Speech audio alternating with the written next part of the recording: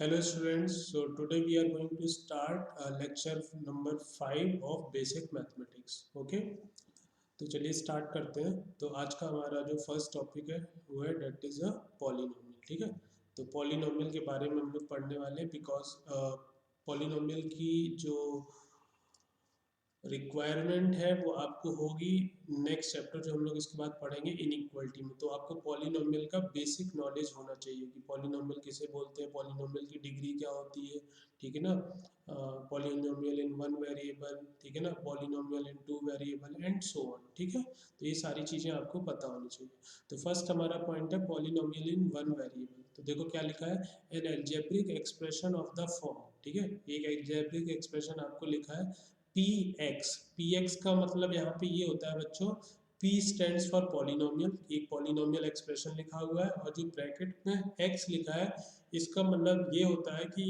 एक polynomial expression है इन variable x। ठीक है, तो देखो क्या लिखा है, ए एन एक्स की power n plus a n minus one x की power n minus one plus a n minus two x की power n minus two plus dot dot dot plus a one x की power one plus a naught x की power zero. ठीक है, तो ये एक polynomial expression है। ठीक है, अब इसको पॉलिनोमियल सॉरी ये एक एल्जेब्रिक एक्सप्रेशन है। ठीक है, ये एक एल्जेब्रिक एक्सप्रेशन लिखा हुआ है। अब ये पॉलिनोमियल कब होगा, ठीक है ना, ये पॉलिनोमियल कब होगा, एक तो ये जो वेरिएबल्स की पावर है, ठीक है ना, ये जो वेरिएबल्स की पावर है, जैसे यहाँ x की पावर क्या है, n है, सेकेंड टर्म में x की पावर क्या है, n माइनस वन है, थर्ड टर्म में x की पावर क्या है, n माइनस टू है एंड सो ऑन। तो वेरिएबल्स की जो पावर है, ठीक है ना, वेरिएबल की जो पावर है, x की जो पावर है वो होल नंबर होनी चाहिए। ठीक है, x की पावर होल नंबर होनी चाहिए। और अगर x की पावर n का कोफिशिएंट, x की पावर n, ये जो a n minus one, a n minus two, ये सारे क्या है, ये सारे कांस्टेंट है और ये जो वेरिएबल वाले टर्म्स लिखे हुए हैं इनके कोफिशिएंट है। तो पहली चीज तो वेरिएबल की पावर होल नंबर होनी चाहिए। किसी भी एल्जेब्रिक एक्सप्रेशन में अगर वेरिएबल की पावर होल नंबर है और जो हाईएस्ट डिग्री को, हाईएस्ट डिग्री टर्म है, यहाँ पे हाईएस्ट डिग्री टर्म कौन है इस पूरे एल्जेब्रिक एक्सप्रेशन में बच्चों, x की पावर n। तो हाईएस्ट डिग्री टर्म का जो कोफिशिएंट है वो जीरो नहीं होना चाहिए। तो x की पावर n का कोफिशिएंट है an जो कि जीरो नहीं होना चाहिए, तो an not equal to zero. And जो x की पावर है वो होल नंबर होनी चाहिए। ठीक है, तो हम लोग उसको क्या बोलेंगे कि this is a polynomial in one variable, क्योंकि यहाँ पे सिर्फ एक वेरिएबल का यूज किया गया है, डेट इज x। क्या बात क्लियर है? तो दो बातें ध्यान रखनी है कि अगर कोई आपको एल्जेब्रिक एक्सप्रेशन लिखा हुआ मिल जाए इन वन वेरिएबल तो हम उसको पॉलिनोमियल कब बोलेंगे, पॉलिनोमियल हम तब बोलेंगे जब हर टर्म में वेरिएबल की जो पावर है वो होल नंबर होनी चाहिए और जो हाईएस्ट डिग्री का आपका टर्म है उसका कोफिशिएंट जीरो नहीं होना चाहिए। तो हम उसको बोलेंगे कि this is a polynomial of one variable, this is a polynomial in one variable of degree n। जो हाईएस्ट डिग्री होती है वेरिएबल की उसको हम लोग बोलते हैं डिग्री ऑफ द पॉलिनोमियल। बात समझ में आ रही है? इसलिए मैंने बोला कि जो हाईएस्ट डिग्री वाला टर्म है उसका कोफिशिएंट जीरो नहीं होना चाहिए, क्योंकि अगर ये an जीरो हो गया, अगर ये an जीरो हो गया तो ये x की पावर n वाला टर्म गायब हो जाएगा। तब जो आपकी पॉलिनोमियल बचेगी फिर वो n माइनस वन डिग्री की बचेगी। क्यों? क्योंकि फिर इस पूरे अलजेब्रिक एक्सप्रेशन में सबसे हाई डिग्री वाला टर्म क्या होगा, ये x की पावर n माइनस वन। क्या ये बात समझ में आ रही है? आई होप क्लियर होगी बात। तो देखो नीचे क्या लिखा है, hence an minus one, an minus two dot dot dot a not are coefficients of x की पावर n, x की power n minus one dot dot dot x की पावर जीरो रेस्पेक्टिवली। ठीक है, वो ऑलरेडी मैं आपको बता चुका हूँ कि ये जो an minus one, an minus to है, ये सारे जो है कोफिशिएंट्स हैं किसके, x की पावर n, x की power n minus one and so on. ठीक है, और ये जो अगर मैं इस पूरे को बोलूँगी, इस पूरे को क्या बोलेंगे, an तो चलो कोफिशिएंट हो गया, an क्या है, कोफिशिएंट ऑफ x की power n, an minus one क्या है, कोफिशिएंट ऑफ x की power n minus one and so on. तो अब मैं आपसे ये बोल रहा हूँ कि जैसे ऐसे लिखा है an इंटू एक्स की पावर, इस पूरे को क्या बोलेंगे, तो ये एक्चुअल में एक टर्म हो गया आपका। ये किसका टर्म हो गया, ये टर्म हो गया आपका इस पॉलिनोमियल का। क्या बात समझ में आ रही है? तो एक ये टर्म हो गया, सिमिलरली एक दूसरा टर्म ये हो गया, तीसरा टर्म ये हो गया, चौथा टर्म ये हो गया एंड सो ऑन। ठीक है, तो इस तरीके से ये सारे जो है वो इंडिविजुअल टर्म्स हैं किसके, पॉलिनोमियल के। आई होप क्लियर होगी बात। Here the term an x की power n is called the leading term, ठीक है। अभी मैंने आपको बताया कि जिसकी डिग्री सबसे ज्यादा होती है, जिसकी पावर सबसे ज्यादा होती है, जिसका एक्सपोनेंट सबसे ज्यादा होता है, उसको हम लोग लीडिंग टर्म बोलते हैं, ठीक है ना।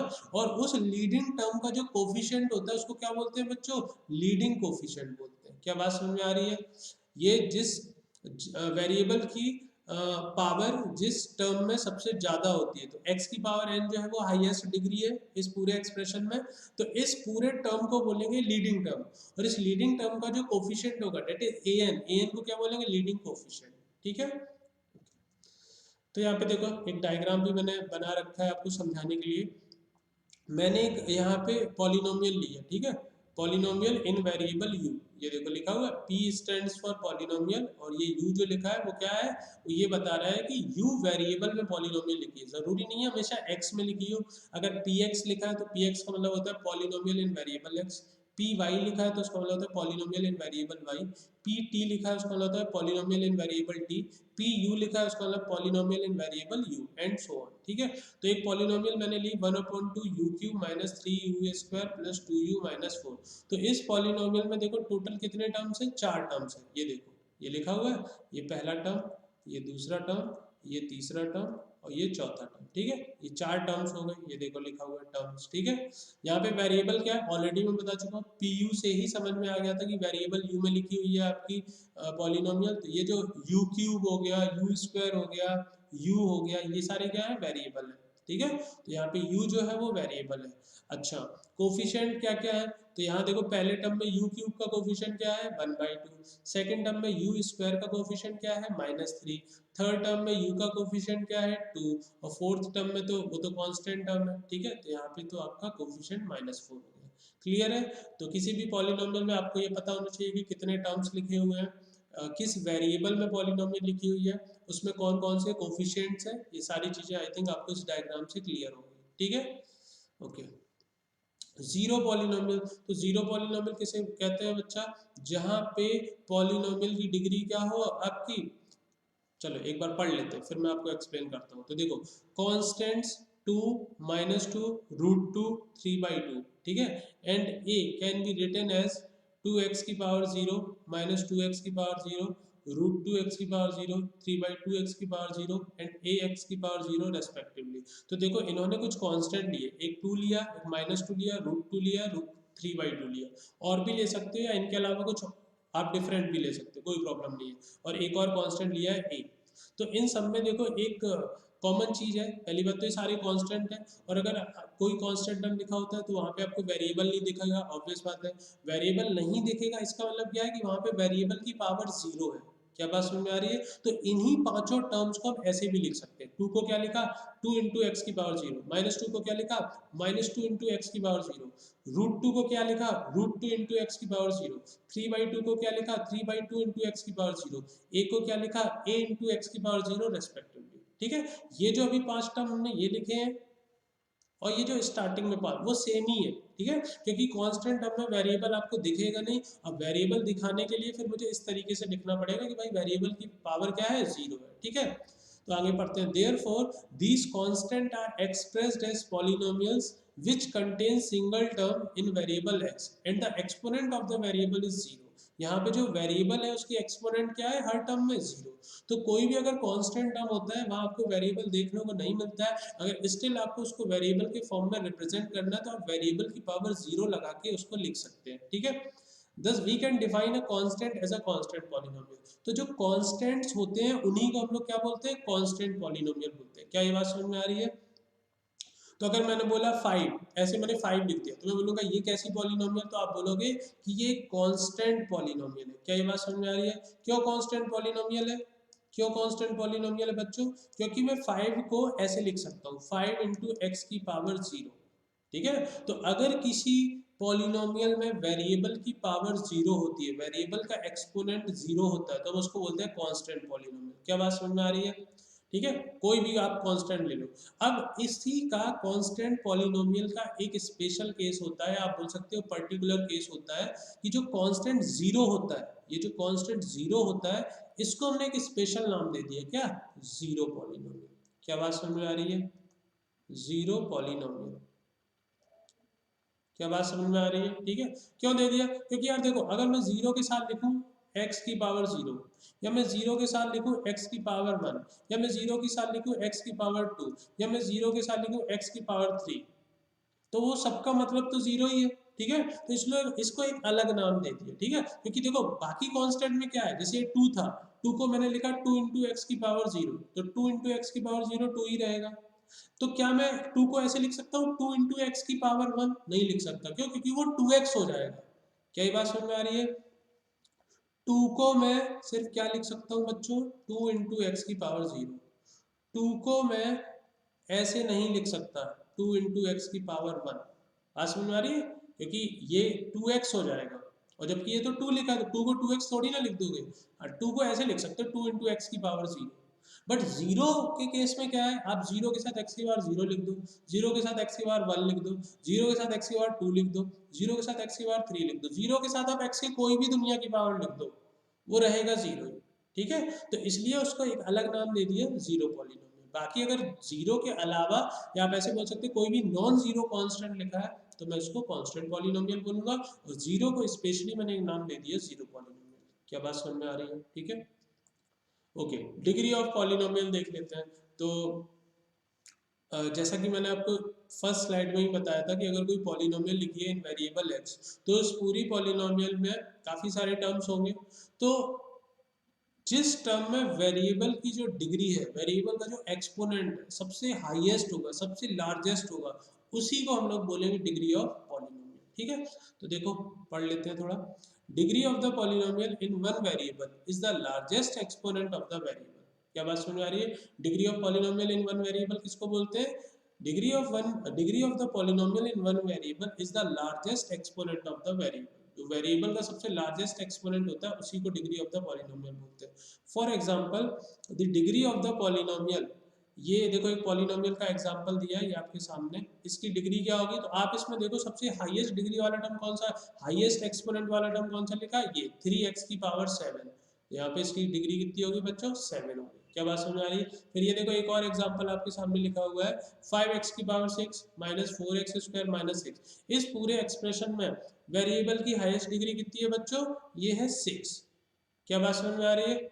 इस पूरे पॉलिनोमियल एक्सप्रेशन की डिग्री कितनी हो गई? 6 हो गई। क्या ये बात समझ में आ रही है? मुझे नहीं लगता इसमें किसी को कोई भी डाउट होना चाहिए। ठीक है, ओके, चलिए आगे बढ़ते हैं। Polynomials classified bye degree, degree के बेसिस पे पॉलिनोमियल को देखो किस तरीके से क्लासिफाई किया गया वो देख लेते हैं। सबसे पहले तो जीरो पॉलिनोमियल। ठीक है, तो जैसा कि मैंने अभी देखो यार, मैं फिर से प्रीवियस स्लाइड पे थोड़ा सा जाता हूँ। प्रीवियस स्लाइड में मैंने आपको बताया था कि जीरो पॉलिनोमियल किसे बोलते हैं? जीरो को जीरो पॉलिनोमियल बोला गया। क्यों? क्योंकि जीरो के साथ आप कुछ भी लिख दो, आप एक्स की पावर जीरो लिख दो, एक्स की पावर वन लिख दो, एक्स की पावर टू लिख दो, एक्स की पावर थ्री लिख दो, एक्स की पावर 1000 लिख दो, कुछ भी लिख दो, रहेगा वो जीरो। क्या बात समझ में आ रही है? तो क्या मैं इस जीरो पॉलिनोमियल की डिग्री बता सकता हूँ? नहीं बता सकता। क्या ये बात समझ में आ रही है? ये भी जीरो पॉलिनोमियल है, ये भी जीरो पॉलिनोमियल है, ये भी जीरो पॉलिनोमियल है, ये भी जीरो पॉलिनोमियल है। तो आप डिग्री कैसे डिफाइन करोगे? मैं x की पावर 1000 लिख दूं और उसमें जीरो से मल्टीप्लाई कर दूं, वो भी जीरो पॉलिनोमियल हो जाएगी। तो जीरो पॉलिनोमियल की डिग्री डिफाइन नहीं होती है। जीरो पॉलिनोमियल की डिग्री क्या होती है बच्चों? अनडिफाइन होती है। ठीक है, चलिए, तो देखो पहला है बच्चों जीरो पॉलिनोमियल, डिग्री क्या होगी? अनडिफाइंड होगी। जनरल फॉर्म वो जीरो ही होती है, जीरो को ही बोलते हैं, उसका एग्जांपल भी जीरो ही होगा। ठीक है, उसके बाद कांस्टेंट पॉलिनोमियल, अब वो कांस्टेंट जीरो नहीं होना चाहिए, इसलिए देखो ब्रैकेट में क्या लिखा है? Non zero. तो अगर कोई कांस्टेंट पॉलिनोमियल है, जैसे मैंने एग्जांपल लिया था 5 इंटू एक्स की पावर जीरो, ठीक है, तो 5 कांस्टेंट है, उसके बाद एक्स की पावर जीरो लिख ही सकते हैं, बिकॉज एक्स की पावर जीरो 1 हो जाएगा। तो अगर कोई नॉन जीरो कांस्टेंट है तो उसको हम लोग कांस्टेंट पॉलिनोमियल बोलते हैं। उसकी डिग्री कितनी होती है बच्चों? जीरो। यहाँ देखो एक्स की पावर कितनी है? जीरो, तो डिग्री जीरो हो गई। जनरल फॉर्म कोई भी एक कांस्टेंट, नॉन जीरो कांस्टेंट। ठीक है, जनरल फॉर्म क्या है? कांस्टेंट ले लो आप। ठीक है, कोई भी एक कांस्टेंट ले लो, बस जीरो नहीं होना चाहिए। देखो इसने इन्होंने एक कांस्टेंट ले लिया ए, जीरो लिया। एग्जांपल ए की कुछ भी वैल्यू ले लो, ए की कोई भी रियल वैल्यू ले लो एक्सेप्ट जीरो। तो यहाँ देखो एग्जांपल के लिए वन ले लिया। ठीक है, linear polynomial, linear polynomial degree कितनी होगी? वन। देखो डिग्री वन है। एग्जांपल इस टाइप से अब लीनियर पॉलिनॉमियल में डिग्री 1 है तो x की हाईएस्ट पावर कितनी हो सकती है 1, तो ax प्लस बी, मतलब 1 डिग्री वाला टर्म हो सकता है और कांस्टेंट टर्म हो सकता है। एग्जांपल देखो लिखा है x plus 1। Quadratic polynomial degree 2 हो जाएगी, ठीक है। क्वाड्रेटिक पॉलिनोमियल डिग्री 2 होती है तो उसको क्वाड्रेटिक पॉलिनोमियल बोलते हैं। तो डिग्री 2 वाला टर्म होगा यानी एक्स स्क्वायर वाला टर्म होगा, उससे कम वाले टर्म हो सकते हैं, एक्स वाला टर्म हो सकता है और कांस्टेंट हो सकता है। तो जनरल फॉर्म होती है a x square plus b x plus c, right. Example लिखा है एक्स स्क्वायर प्लस 1, ठीक। और ये बात ध्यान रखनी है, जैसे देखो लीनियर पॉलिनोमियल में इन्होंने लिखा है ए एक्स प्लस बी, तो यहाँ पे इन्होंने लिखा है ए जीरो नहीं होना चाहिए, यानी जो हाईएस्ट डिग्री का कोफिशिएंट, लीनियर पॉलिनोमियल की डिग्री 1 होती है तो हाईएस्ट पावर वाला जो टर्म होगा वो क्या होगा, x की पावर 1 वाला टर्म होगा, तो उसका जो कोफिशिएंट है वो जीरो नहीं होना चाहिए, बिकॉज अगर वो जीरो हो गया तो फिर आपका लीनियर पॉलिनोमियल बचेगा नहीं, वो कांस्टेंट पॉलिनोमियल बच जाएगा। क्या बात समझ में आ रही है? सिमिलरली क्वाड्रेटिक पॉलिनोमियल, देखो क्वाड्रेटिक पॉलिनोमियल का इन्होंने जनरल फॉर्म क्या लिखा है, a x square plus b x plus c. Quadratic है, डिग्री 2 होगी तो फिर x की पावर 2 वाला टर्म तो होना ही होना चाहिए, उससे जो कम डिग्री वाले टर्म है वो हो भी सकते हैं और नहीं भी हो सकते, ये होना चाहिए, ये कंपलसरी है। तो यहाँ पे हम इसके साथ में क्या लिखेंगे कि भाई a की वैल्यू जीरो नहीं होनी चाहिए, coefficient of x square zero नहीं होना चाहिए, बिकॉज अगर a जीरो हो गया तब ये टर्म ही गायब हो जाएगा, ये टर्म गायब हो गया फिर ये क्वाड्रेटिक कहाँ बची, फिर तो ये लीनियर बचेगा। बात समझ में आ रही है? Similarly last one is cubic polynomial, degree कितनी होगी बच्चों 3, तो यानी कि एक्स क्यूब वाला टर्म तो होना ही होना चाहिए, उससे कम डिग्री वाले टर्म हो भी सकते हैं नहीं भी हो सकते हैं। तो ये एक्चुअल में फॉर्मेट लिखा है a x cube plus b x square plus c x plus d, सही है। ए जीरो नहीं होना चाहिए, ऑलरेडी बता सकते हैं, जो लीडिंग कोफिशिएंट होता है, लीडिंग टर्म का जो लीडिंग कोफिशिएंट होता है वो जीरो नहीं होना चाहिए, क्योंकि अगर वो जीरो हो जाएगा तो फिर वो उस डिग्री की पॉलिनोमियल बचेगी नहीं, उससे एक कम डिग्री की पॉलिनोमियल हो जाएगी, सही है। Usually, a polynomial of degree n for n greater than 3 is called a polynomial of degree n, although the phrases quartic polynomial and quintic polynomial are sometimes used, ठीक है। जनरली देखो cubic तक के तो हमने नाम बता दिया आपको, zero polynomial, constant polynomial, linear, quadratic, cubic. Cubic से जब ऊपर आप जाओगे, मतलब 3 डिग्री से ज़्यादा डिग्री की जब पॉलिनोमियल होगी तो उसका एज सच कोई पर्टिकुलर नाम हम यूज़ नहीं करते, हम सीधे बोल देंगे कि ये 4 डिग्री की पॉलिनोमियल है, 5 डिग्री की पॉलिनोमियल है, ये 10 डिग्री की पॉलिनोमियल है, ठीक है। तो वही बात यहाँ पे बोली गई है, ठीक है। चलिए आगे देखिए, अभी तो हमने क्या किया था कि पहले हमने जस्ट प्रीवियस स्लाइड में एक बार फिर से देख लेते हैं, यहाँ पे हमने पॉलिनोमियल को क्लासीफाई किया था on the basis of degree, ठीक है। अब देखो, अब कुछ स्पेशल टाइप की पॉलिनोमियल्स होती हैं, उनको भी देख लेते हैं। तो सबसे पहले मोनोमियल किसे बोलते हैं, तो किसी भी पॉलिनोमियल में अगर सिर्फ एक टर्म प्रेजेंट है तो उसको हम लोग क्या बोलते हैं, मोनोमियल बोलते हैं। यहाँ देखो एक 2 लिखा है तो 2 में एक ही टर्म है 2, तो एक ऐसी पॉलिनोमियल है, मोनोमियल पॉलिनोमियल है, और एक ही टर्म है 2 यानी कि कांस्टेंट भी है, ठीक है। 2x यहाँ पे भी देखो एक ही टर्म लिखा हुआ है, ठीक है, तो ये भी मोनोमियल पॉलिनोमियल है, और 2x में x की पावर कितनी है 1, तो ये आपका लीनियर पॉलिनोमियल है। 7y की पावर 5, यहाँ भी देखो एक ही टर्म बच्चों लिखा हुआ है, तो ये भी मोनोमियल पॉलिनोमियल है, बट अगर मैं पूछूं कि ये किस डिग्री की पॉलिनोमियल, तो ये 5 डिग्री की पॉलिनोमियल है। 12t की पावर 7, तो यहाँ पे भी देखो एक ही टर्म लिखा है, तो ये भी मोनोमियल पॉलिनोमियल है, और अगर मैं बोलूँ कि इसकी डिग्री कितनी है बच्चों, तो वो 7 डिग्री है। आई थिंक इतनी बात क्लियर होगी सबको, ठीक है।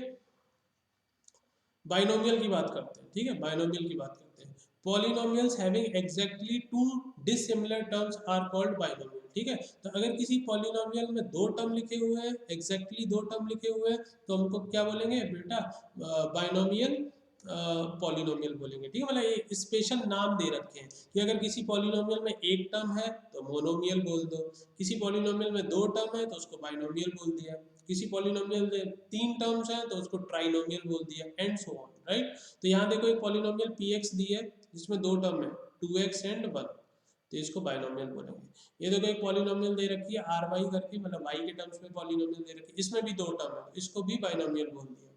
सिमिलरली थर्ड ट्राइनोमियल है, यहाँ देखो एग्जैक्टली 3 टर्म्स होंगे, तो देखो एक पॉलिनोमियल दे रखी है px, इसमें 3 टर्म्स है कि नहीं, 2x स्क्वायर, x और 6, तो 3 टर्म्स है इसलिए इसका नाम रख दिया ट्राइनोमियल। आई होप क्लियर होगा। तो ये 3 स्पेशल टाइप की पॉलिनोमियल है जिनको आपको याद रखना है, ऐसा कोई बहुत मतलब बहुत इंपॉर्टेंट नहीं है, बस जस्ट फॉर नॉलेज आपको पता होना चाहिए कि मोनोमियल किसे कहते हैं, बाइनोमियल किसे कहते हैं, ट्राइनोमियल किसे कहते हैं, एंड सो राइट। उसके बाद नेक्स्ट है हमारा जीरोस और roots of a polynomial equation. ठीक है, जीरोस या रूट्स किसे बोलते हैं, तो देखो हमने एक पॉलिनोमियल कंसीडर की F x is equal to 3x² minus 4x plus 2। ठीक है, हमने एक पॉलिनोमियल कंसीडर की F x is equal to 3x² minus 4x plus 2। Generally 9th-10th level पे तो पॉलिनोमियल को पी एक्स से डिनोट करते हैं, बट जब आप 11th में आओगे, मतलब 11th में आ ही गए हो, ठीक है ना, तो तब आप जरूरी नहीं है कि आप पी एक्स ही लिखो, आप एफ एक्स लिख सकते हो, आप आर एक्स लिख सकते हो, कुछ भी डिनोट कर सकते हो। ठीक है, तो हमने यहाँ एक पॉलिनोमियल है 3x² माइनस 4x प्लस 2, उसको एफ एक्स से डिनोट किया। ठीक है, तो यहाँ पे हमने देखो क्या किया, if we replace x by 3 everywhere in the above expression we get. तो हमने यहाँ पे क्या किया, ये जो पॉलिनोमियल थी इसमें x की जगह 3 पुट कर दिया। जब मैंने x की जगह 3 पुट किया तो मेरी वैल्यू कितनी आ गई बेटा, 17 वैल्यू आ गई मेरी। ठीक है, तो हम क्या बोलेंगे, हम बोलेंगे we can say that the value of the polynomial F X at x is equal to 3 is 17। ठीक है, एक पॉलिनोमियल आपको गिवन है, आपने इस पॉलिनोमियल में x की जगह 3 पुट किया, और जब आपने इस पॉलिनोमियल में x की जगह 3 पुट किया तो आपको वैल्यू मिली 17। तो इस बात को हम कैसे बोलेंगे, इस बात को हम बोलेंगे कि x इज इक्वल टू 3 पे, x इज इक्वल टू 3 पे जो पॉलिनोमियल की वैल्यू आई है वो 17 आई है। क्या ये बात समझ में आ रही है? सिमिलरली और एग्जांपल देख लो, ये देखो हमने x की जगह रखा -2, हमने x की जगह -2 रखा तो वैल्यू क्या आ गई बच्चों, 22। तो x की जगह -2 रखने पे पॉलिनोमियल की वैल्यू क्या आ रही है, 22। फिर हमने x इज इक्वल टू 0 रखा, हमने x इज इक्वल टू 0 रखा तो हमारे पॉलिनोमियल की वैल्यू कितनी आ रही है, 2 आ रही है। क्या बात समझ में आ रही है? फिर हमने x इज इक्वल टू 1/2 रखा, आप रख के देखना, ऑलरेडी सामने देखो सब कुछ सॉल्व है तो आप चेक कर सकते हो। x की वैल्यू 1/2 रखी हमने पॉलिनोमियल में, ये पॉलिनोमियल है ओरिजिनल, इसी में वैल्यू रख रहे हैं हम लोग बार बार। ठीक है, तो जब हमने x की वैल्यू 1/2 रखी तो मेरा आंसर कितना आ गया, 3/4 आ गया। क्या बात समझ में आ रही है? तो अभी हमने एक पॉलिनोमियल कंसीडर की है जिसमें हम लोग x की डिफरेंट डिफरेंट वैल्यू रख रहे हैं, और जब आप x की डिफरेंट डिफरेंट वैल्यू रख रहे हो तो उन x की वैल्यूज पे आपको पॉलिनोमियल की डिफरेंट डिफरेंट वैल्यूज मिल रही है। राइट, चलिए आगे देखते हैं। तो अब जीरोस को या रूट्स को कैसे डिफाइन करेंगे, तो देखो इन जनरल अब हम लोग बात करते हैं। In general we can say f of alpha is the value of the polynomial fx at x is equal to alpha। यही अभी तक कर रहे थे। अगर मैं किसी पॉलिनोमियल fx में x की जगह कुछ वैल्यू रखता हूँ तो मुझे उस पॉलिनोमियल की वैल्यू मिल जाती है उस पर्टिकुलर x की वैल्यू पे। तो अब इन्होंने कहा कि we can say f of alpha, f of alpha क्या है, f of alpha is the value of the polynomial fx at x is equal to alpha where alpha is a real number। Alpha कोई भी real number हो सकता है, alpha की value 2 हो सकती है, 3 हो सकती है। क्या बात समझ में आ रही है? तो अगर मैं किसी पॉलिनोमियल में x की जगह कोई रियल नंबर पुट करता हूँ तो मुझे उस x की वैल्यू पे पॉलिनोमियल की वैल्यू मिल जाती है। क्या ये बात समझ में आ रही है? तो चलिए आगे पढ़ते हैं। A real number alpha is zero of a polynomial fx। अब वो जो मैं x की जगह अल्फा रख रहा हूँ, वो जो मैं x की जगह अल्फा रख रहा हूँ, मैं उसको zero of a polynomial fx कब बोलूंगा? जो मैं पॉलिनोमियल में x की डिफरेंट डिफरेंट वैल्यू पुट कर रहा था, तो मैंने एक अब इन जनरल वैल्यू मान ली कि कोई इन जनरल वैल्यू है x is equal to alpha. तो x is equal to alpha मैंने रखा पॉलिनोमियल fx में, तो मैं अल्फा को जीरो ऑफ अ पॉलिनोमियल कब बोलूंगा? जब अगर अल्फा की वैल्यू मैं पॉलिनोमियल में रखूं x की जगह, जब मैं x की जगह अल्फा पुट करूं पॉलिनोमियल fx में और पॉलिनोमियल की वैल्यू क्या आ जाए बच्चों, जीरो आ जाए, तो मैं बोलूंगा कि alpha is a zero of polynomial fx। अब आप पढ़ लो, real number alpha is zero of a polynomial fx if the value of the polynomial fx is zero at x is equal to alpha, that is f of alpha is equal to 0। क्या बात समझ में आ रही है? एक polynomial fx है, एक पॉलिनोमियल fx है, इसमें अपने x की जगह अल्फा रखा, तो f of alpha की वैल्यू अगर जीरो आ जाए, x is equal to alpha रखने पे पॉलिनोमियल की वैल्यू अगर जीरो आ जाए तो हम उसको क्या बोलेंगे, zero of a polynomial fx। क्या ये बात समझ में आ रही है? ठीक है, चलिए तो देखो एग्जांपल देख लेते हैं। एक इन्होंने देखो ये पॉलिनोमियल ली है, ये पॉलिनोमियल ली है, ठीक है, ये पॉलिनोमियल ली है। यहाँ पे इन्होंने x की जगह क्या क्या रखा, एक बार 2 रखा, एक बार 3 रखा। तो देखो जब इन्होंने x की जगह 2 रखा तो p2 की वैल्यू क्या आ गई, 0। जब आप इन्होंने x की जगह 3 रखा तो p3 की वैल्यू क्या आ गई, 0। तो मैं क्लियरली बोल सकता हूँ कि कि इस पॉलिनोमियल के दो जीरोस हो गए, क्या क्या, 2 और 3। क्या बात समझ में आ रही है? बहुत सिंपल सा मतलब है, किसी भी पॉलिनोमियल में अगर आप x की कुछ वैल्यू पुट करते हैं और अगर आपको पॉलिनोमियल की वैल्यू 0 मिल जाती है तो हम उन x की वैल्यूज को क्या बोलते हैं, zeros of the polynomial px। I hope clear होगी बात, ठीक है, सिंपल है। अच्छा, तो रूट्स किसे बोलेंगे, तो रूट्स, अब रूट्स को समझ लेते हैं। तो अभी जब हम लोग किसी पॉलिनोमियल एक्सप्रेशन में x इज इक्वल टू कुछ वैल्यू रख रहे थे, जैसे x is equal to alpha रख रहे थे, ठीक है, तो अगर उस एक्सप्रेशन की, पॉलिनोमियल एक्सप्रेशन की वैल्यू 0 आ जा रही थी, ठीक है, तो हम बोल रहे थे कि x is equal to alpha will be a zero of a polynomial fx, ठीक है, तो वहाँ पॉलिनोमियल एक्सप्रेशन की बात चल रही थी। अभी हम लोग क्या बोलेंगे, रूट को कैसे, रूट और जीरो एक ही बात होती है, रूट और जीरो का मतलब एक होता है, मतलब अगर मैं बोलूँ zero of a polynomial expression और मैं बोल रहा हूँ root of a polynomial equation, दोनों सेम बात बोल रहा हूँ, बस जीरो वर्ड का यूज करते हैं पॉलिनोमियल एक्सप्रेशन के लिए और रूट वर्ड का यूज करते हैं पॉलिनोमियल इक्वेशन के लिए। यानी कि जब एक्सप्रेशन होगा तो जीरो बोलेंगे, जब इक्वेशन होगा तो रूट बोलेंगे, ठीक है। तो अगेन वही सेम मैं बोलूंगा कि अगर मान लो कोई एक्सप्रेशन है ये, ठीक है, कोई एक्सप्रेशन है एफ एक्स, पॉलिनोमियल एक्सप्रेशन है, दिया होगा आप कुछ दिया होगा पॉलिनोमियल एक्सप्रेशन, तो यहाँ पे अगर आपने x की जगह कुछ वैल्यू रखी, सपोज अल्फा रखी, और f ऑफ अल्फा की वैल्यू, इस एक्सप्रेशन की वैल्यू 0 आ जाए, तो मैं क्या बोलूंगा, x is equal to alpha is zero of this polynomial expression या पॉलिनोमियल फंक्शन। क्या बात समझ में आ रही है? बट अगर मान लो आपको ऐसे दिया है, ठीक है ना, कि कोई इक्वेशन दी है, ठीक है, कोई पॉलिनोमियल क्या दी है, इक्वेशन दी है, तो अगर पॉलिनोमियल इक्वेशन दी है आपको, मान लो f x is equal to 0 दिया है, ये f x is equal to 0, ये एक पॉलिनोमियल इक्वेशन है।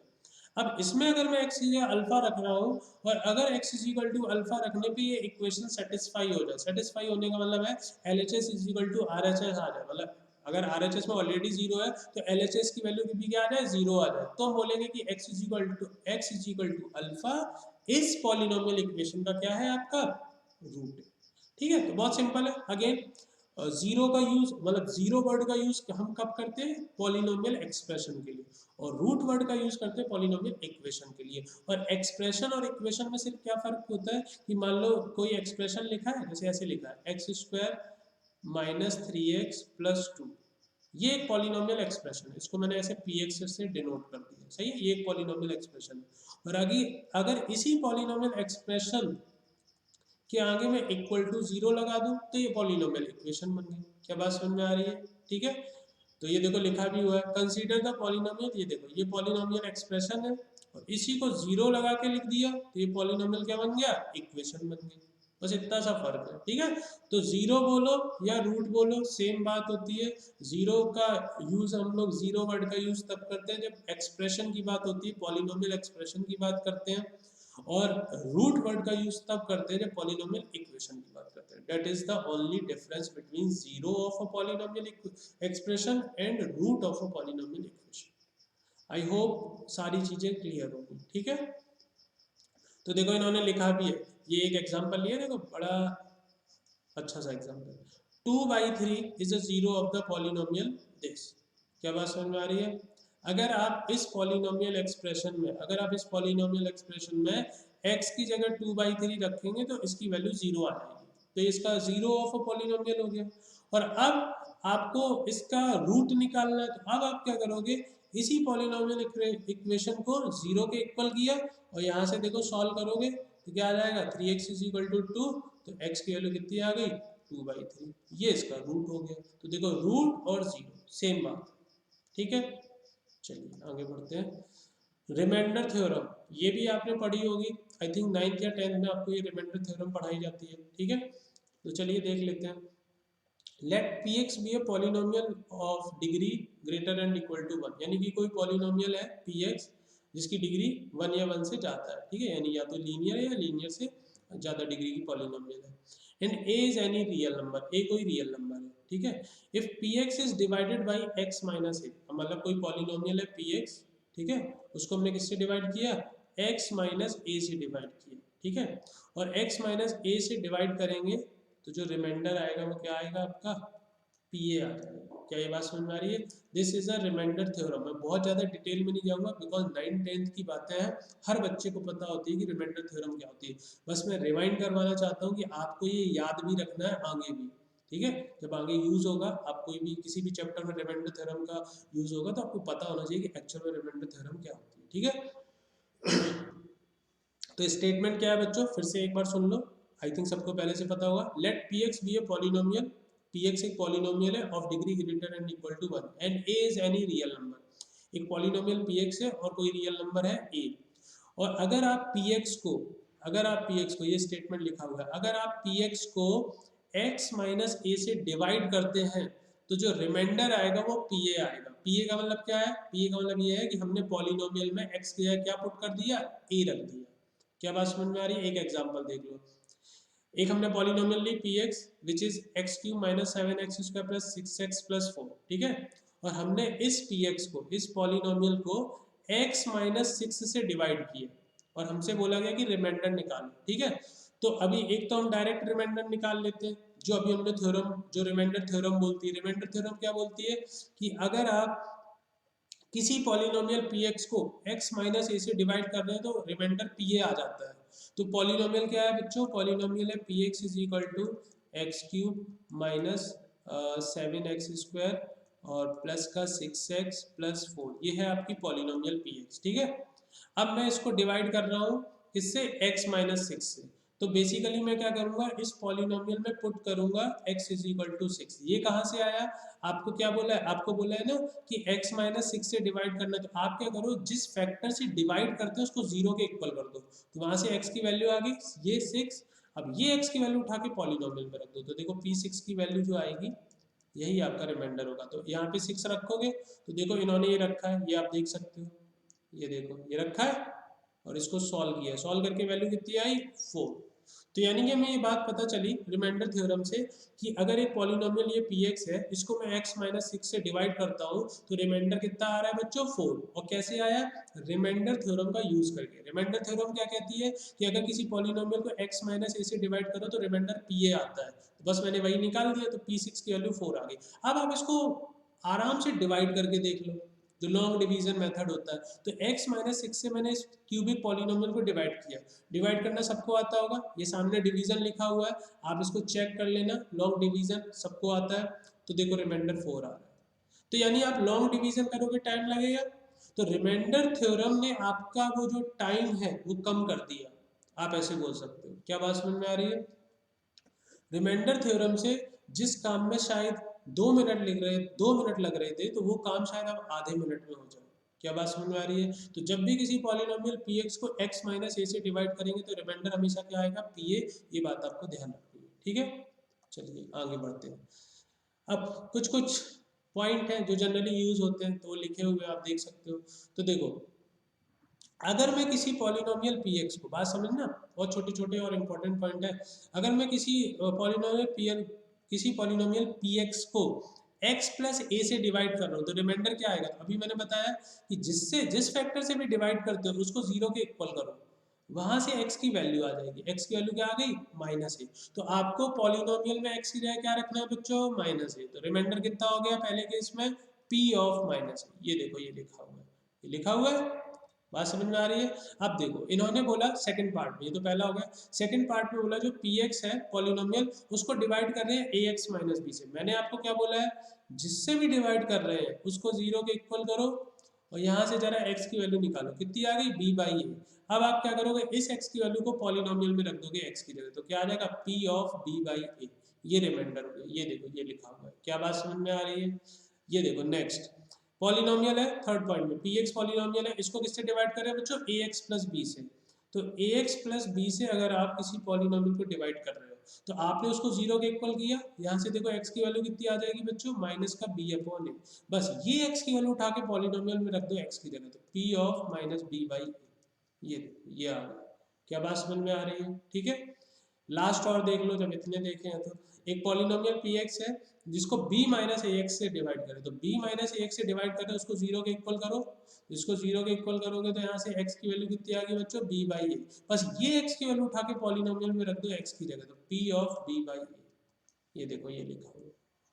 क्या बात समझ में आ रही है? ठीक है, आई होप सारी बातें क्लियर होगी पॉइंट टू पॉइंट। ओके, चलिए एग्जांपल है, find the remainder when this is divided by x minus a. चलिए बड़ा आसान क्वेश्चन है, आपको एक पॉलिनोमियल दिया जिसको मैं px मान लेता हूँ बिकॉज वेरिएबल x में दिए, एक्स क्यूब माइनस ए एक्स स्क्वायर प्लस का 6x माइनस ए। अगेन देखो आपको ये क्वेश्चन खुद से करना है, वीडियो को पॉज करना है, खुद से सॉल्व करना है और उसके बाद अपना आंसर चेक कर लेना, ठीक है। तो इन्होंने बोला है कि इस पॉलिनोमियल को x माइनस ए से डिवाइड कर रहे हैं तो रिमाइंडर क्या होगा, तो हमने कहा भाई किससे डिवाइड कर रहे हो, x माइनस ए से, उसको 0 के इक्वल करो, तो यहाँ से x की वैल्यू कितनी आ गई बच्चों, a। ये x की वैल्यू उठा के यहाँ रख दो पॉलिनोमियल में, वही रिमाइंडर हो जाएगा। तो pa इज इक्वल टू, यहाँ रखो x की जगह a cube minus a into a square plus 6a minus A.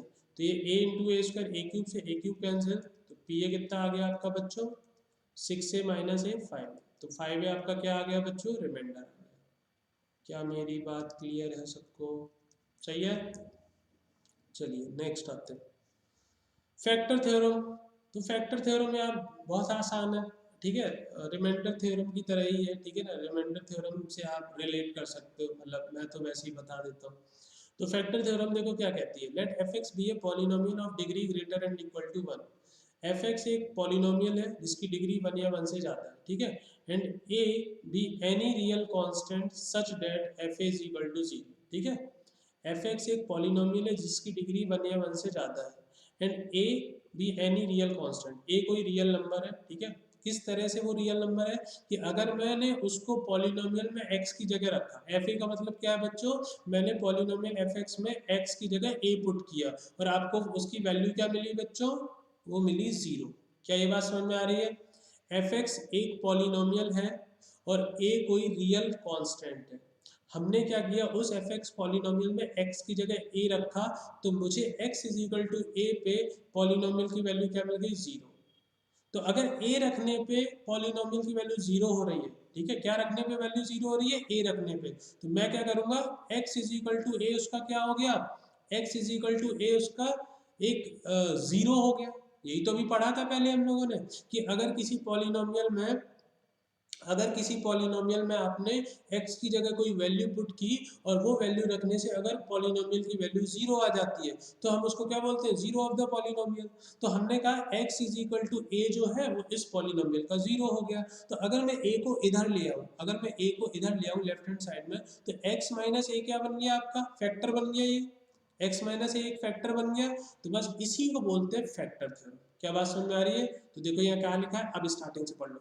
Late f x be a polynomial of degree greater and equal to 1 and a B any real constant such that f is equal to 0। मतलब अगर आपने आपके पास कोई polynomial F x है, उसमें आपने x की जगह ए रखा और पॉलिनोमियल की वैल्यू 0 आ गई, then x minus a is a factor of f x.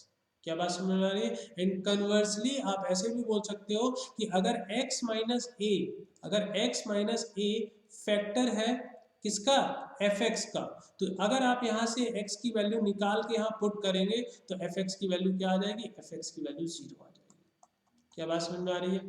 तो बहुत सिंपल सा है, फिर से एक बार सुनते हैं, ठीक है, कि अगर कोई पॉलिनोमियल fx है, ठीक है, कोई पॉलिनोमियल fx है, उसमें हमने x की जगह कोई वैल्यू रियल नंबर पुट किया a, और a रखने पे अगर fx की वैल्यू 0 आ जाती है तो हम बोलते हैं x minus a is a factor of fx। And conversely we can also say कि if x minus a is a factor of fx, अब मैं उल्टा बोल रहा हूँ कि x माइनस a अगर फैक्टर है fx का, तो अगर मैं x की वैल्यू a उठा के रखूंगा तो वैल्यू 0 आ जाएगी पॉलिनोमियल की। क्या ये बात समझ में आ रही है? ठीक है, ओके, आई होप क्लियर होगी बात, ठीक है।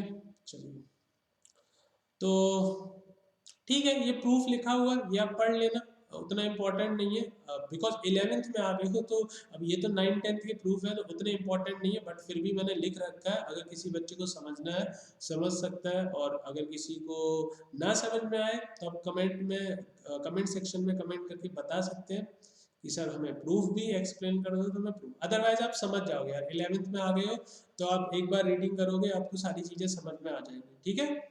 तो ये, लेकिन ये थ्योरम याद रखनी है, ठीक है, फैक्टर थ्योरम क्या होती है वो आपको पता होनी चाहिए।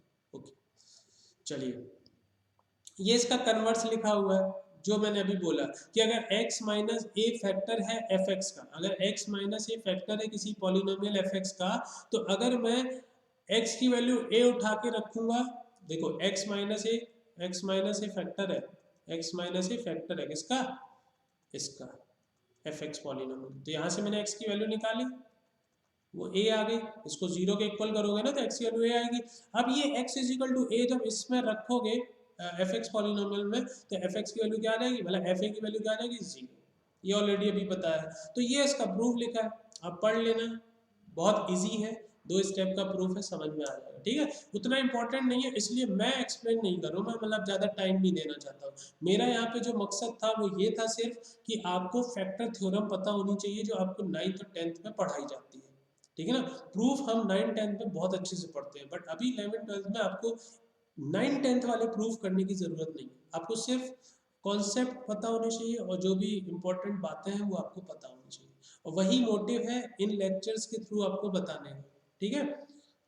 चलिए, ओके, नेक्स्ट क्वेश्चन है use the factor theorem to determine whether x minus 1 is a factor of this polynomial और नॉट। तो देखो, एक पॉलिनोमियल दे रखी है भैया f x is equal to 2√2 x cube plus 5√2 x square minus 7√2, ये आपकी पॉलिनोमियल दे रखी है एफ एक्स, और हमें ये चेक करना है कि x माइनस 1 जो है वो इस पॉलिनोमियल का फैक्टर है या नहीं। तो हमने क्या किया, इसको 0 के इक्वल किया और यहाँ से x की वैल्यू बच्चों क्या आ गई, 1। अब ये x इज इक्वल टू 1 रखने पे अगर पॉलिनोमियल की वैल्यू 0 आ जाती है तो हम बोल सकते हैं कि ये इसका फैक्टर है। तो रखो भाई x इज इक्वल टू 1, 1 रखा तो यहाँ 1 का क्यूब तो 1 ही हो जाएगा, तो 2√2, यहाँ 1 का स्क्वायर तो 1 ही हो जाएगा 5√2, और माइनस का 7√2।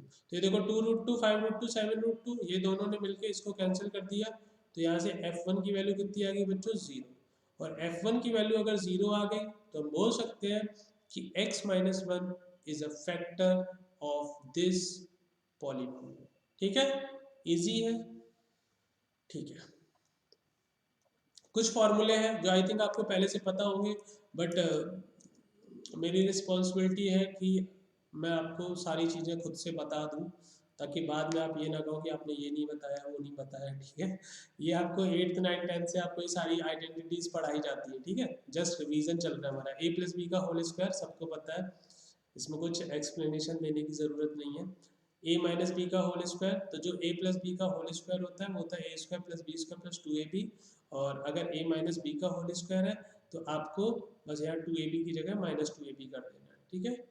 चलिए, नेक्स्ट है a square minus b square, तो ये आइडेंटिटी आपको पता होगी, a minus b into a plus b, ठीक है।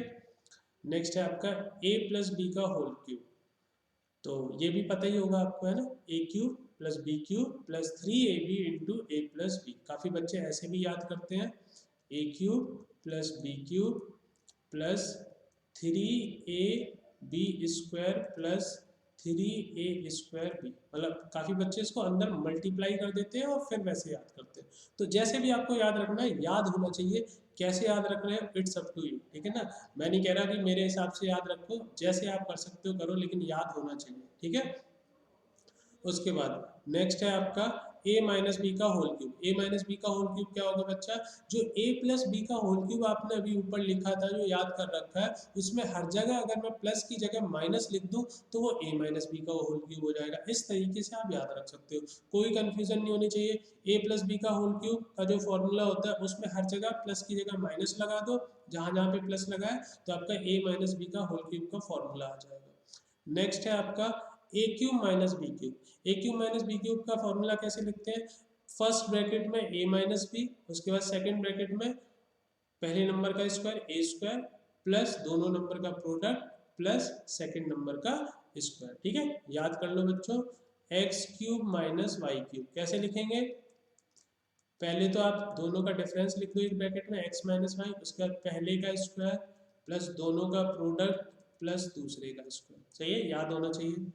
ओके, ए प्लस बी का होल क्यूब, तो ए प्लस बी का होल क्यूब में क्या होगा, यहाँ ए प्लस बी आ गया पहले ब्रैकेट में, दूसरे ब्रैकेट में पहले का स्क्वायर माइनस आता है, यहाँ पे ऊपर वाले में प्लस ए बी था, यहाँ माइनस ए बी आ जाता है, प्लस बी स्क्वायर, बस इतना सा डिफरेंस है। ठीक है, याद रहेगा, याद रहेगा नहीं, याद रखना पड़ेगा, बिकॉज इनके बिना काम नहीं चलेगा आपका। अगर भूल गए हो तो रिवाइज कर लेना, और याद है तो बहुत अच्छी बात है। ठीक है, चलिए फिर ये भी आपको याद रखना, ये थोड़ा बेचारा ये 2 मल्टीप्लाई में नहीं है, ये 2 पावर में होगा। ठीक है, सही से नहीं प्रिंट हुआ है, ये 2 यहाँ है। A plus b plus c का होल स्क्वायर क्या होता है बच्चों, a square plus b square plus c square plus 2, दो का product a b plus b c plus c. ठीक है, अगर मान लो मैं ऐसे लिखना चाहूँ, अच्छा चलो बताओ, x plus y plus z का होल स्क्वायर, इसको ओपन करके बताओ तो हो जाएगा x square plus y square plus z square plus 2 into दो का product x y plus y z plus z x. बस ये आंसर हो गया हमारा, सही है। चलिए ठीक है, अब ये इंपॉर्टेंट है। ठीक है, जैसे अभी तक ये तो आपको शायद 10th तक पढ़ाई जाते हैं ना, ये सारी आइडेंटिटी आपको 10th तक पढ़ाई जाती है, बट अब जैसे मान लो आपको पावर 3 तक तो आपको ये सारे फॉर्मूले बता दिए जाते हैं, लेकिन अगर मैं बोलूँ कि a की पावर 4 माइनस बी की पावर 4 का फॉर्मूला बताओ, तो शायद आपको नहीं आता होगा।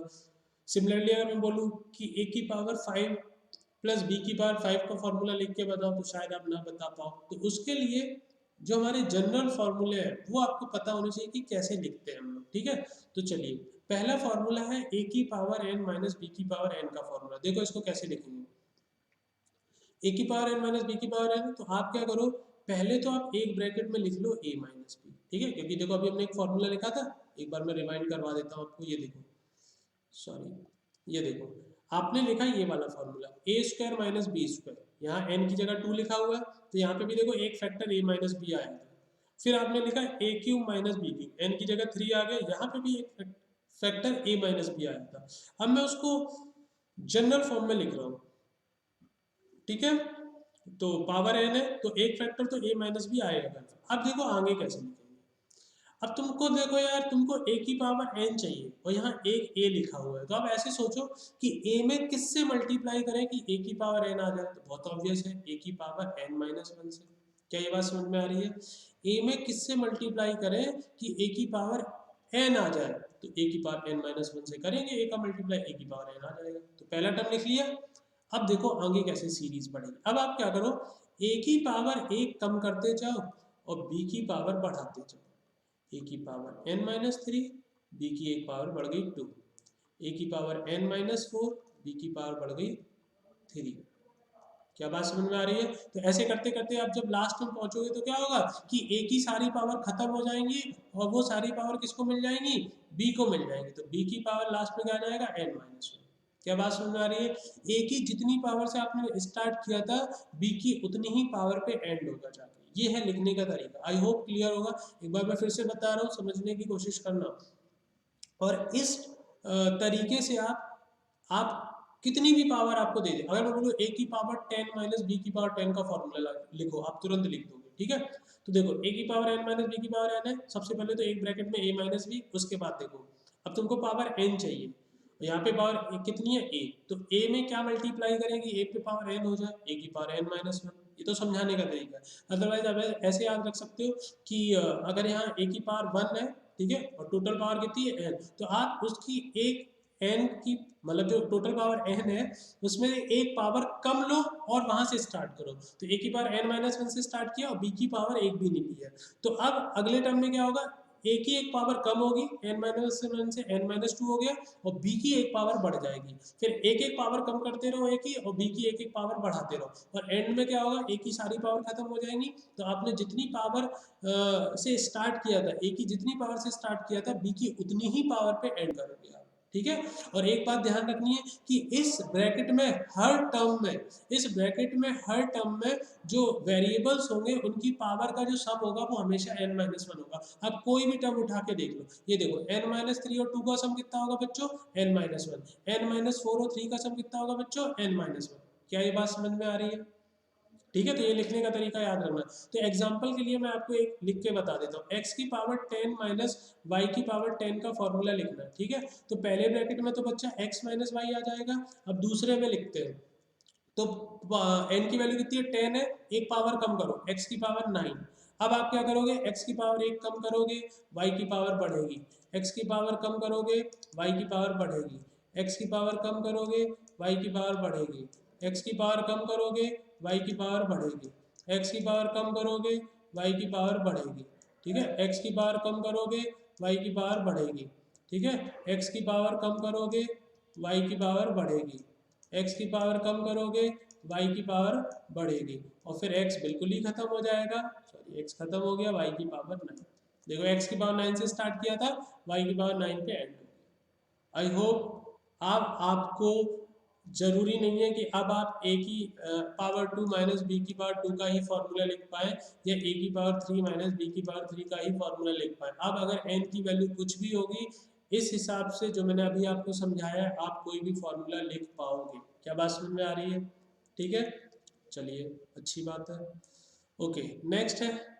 हाँ, तो यहाँ से एक रिजल्ट और हमें मिला कि देखो, a की पावर n माइनस बी की पावर n के फॉर्मूले में कोई भी फॉर्मूला आप देखो, a की a square minus b square लिखो, a cube minus b cube लिखो, a की पावर 4 माइनस बी की पावर 4 लिखो, a की पावर 10 माइनस बी की पावर 10 लिखो, हर फॉर्मूले में a माइनस बी वाला जो फैक्टर है वो तो रहेगा ही रहेगा। तो मैं एक चीज बोल सकता हूँ कि यार, a की पावर n माइनस बी की पावर n जो होगा वो हमेशा डिविजिबल होगा किससे, a माइनस बी से, क्योंकि ये फैक्टर इसमें हमेशा रहेगा। क्या ये बात समझ में आ रही है? तो ये इंपॉर्टेंट रिजल्ट है, ये याद रखना है। a की पावर n माइनस बी की power n is divisible by a minus b for all n belongs to natural number. यहाँ पे n की आप कोई भी नेचुरल नंबर वैल्यू ले लो, ये जो है a की पावर n माइनस बी की पावर n वो हमेशा डिविजिबल होगा किससे, a माइनस b से। क्लियर है? चलिए, नेक्स्ट देखिए, ये हमने फॉर्मूला लिखा a की पावर n प्लस b की पावर n के लिए। अब ये प्लस के लिए लिखा है, तो प्लस वाले में क्या होता है, देखो मैं याद दिलाता हूँ आपको कि भाई a की पावर 3 प्लस b की पावर 3 का आपने फॉर्मूला आपको क्या बताया था, फर्स्ट ब्रैकेट में a प्लस बी, और सेकेंड ब्रैकेट में आपका a square minus a b plus b square. इसको जरा ध्यान से समझो। जैसे आपने 9th 10th में 8th 9th 10th में आपने ये पढ़ा है, a square minus b square पढ़ा है, ये आपको पढ़ाया जाता है, बट आपको ये कहीं नहीं पढ़ाया गया होगा, ए स्क्वायर प्लस बी स्क्वायर का कोई फॉर्मूला नहीं बताया गया होगा। सिमिलरली आपको अभी जैसे मैंने बताया, इससे जस्ट ऊपर की a की पावर n माइनस बी की पावर n में आप n की कोई भी वैल्यू रख लो, आप n की कोई भी वैल्यू रख लो, सबके लिए वो वैलिड है, मतलब n की कोई भी वैल्यू मतलब नेचुरल नंबर के लिए। बट ये जो प्लस वाला फॉर्मूला होता है ना, जैसे मैंने आपको बोला कि आपको ये a square minus b square पढ़ाया जाता है, आपको ए स्क्वायर प्लस बी स्क्वायर नहीं पढ़ाया जाता, बिकॉज इसका कोई फॉर्मूला होता ही नहीं है। सिमिलरली आपको अभी मैंने बताया ए क्यूब माइनस बी क्यूब, और अभी मैंने बताया ए क्यूब प्लस बी क्यूब। लेकिन अगर मैं बोलूँ क्या ए पे पावर 4 माइनस बी पे पावर 4 का फॉर्मूला लिख सकते हो? बिल्कुल लिख सकते हैं। कैसे लिख सकते हैं? इस वाले फॉर्मूले से जो अभी ये पढ़ा है, ये तो सबके लिए वैलिड है, n की कोई भी नेचुरल नंबर वैल्यू ले लो। लेकिन अगर मैं आपसे बोलूँ a की पावर 4 प्लस b की पावर 4 का फॉर्मूला लिखो, तो बेटा ये फॉर्मूला, इसका कोई फॉर्मूला नहीं होता, इसका अगेन कोई फॉर्मूला नहीं होता। तो कहने का मतलब ये है, मैं ये एक्सप्लेन करने की कोशिश कर रहा हूँ कि जब a की पावर n प्लस b की पावर n वाला फॉर्मूला होगा, तो ये फॉर्मूला सिर्फ तभी वैलिड है when n is odd number, odd natural number. ठीक है, मतलब अगर यहाँ पे n की वैल्यू 3 लें, 5 लें, 7 लें, 9 लें, 11 लें, तो ये फॉर्मूला बनेगा, जो अभी मैं आपको एक्सप्लेन करूंगा। लेकिन इवन पावर के लिए कोई फॉर्मूला नहीं होता है, ये मैं आपको एक्सप्लेन करने की कोशिश कर रहा हूँ। ठीक है, अब चलो अब बात करते हैं कि इसका फॉर्मूला ऑड पावर के लिए कैसे लिखेंगे। तो देखो, एक a प्लस बी फैक्टर लिख लिया आपने, a पे पावर n प्लस बी की पावर n में एक फैक्टर a प्लस बी आ जाएगा। अब बाकी देखो कैसे लिखेंगे, सेम वैसे ही जैसे अभी मैंने ऊपर वाला बताया था। टोटल पावर n है, यहाँ पे a के ऑलरेडी आ चुका है, तो अब कितनी पावर बची, n माइनस वन। तो a की पावर n माइनस वन से स्टार्ट किया, सही है। अब आप क्या करोगे, एक एक पावर कम करते जाओगे, तो a की पावर n माइनस टू, और एक b की पावर बढ़ती जाएगी, a की power n minus three, b की पावर बढ़ती जाएगी, a की power n minus four, b की पावर बढ़ती जाएगी। ऐसे करते करते लास्ट में क्या होगा कि a की पावर तो खत्म हो जाएगी, लास्ट में बचेगा b की पावर n माइनस वन। क्या ये बात समझ में आ रही है? ठीक है, ये आपने टर्म लिख लिए।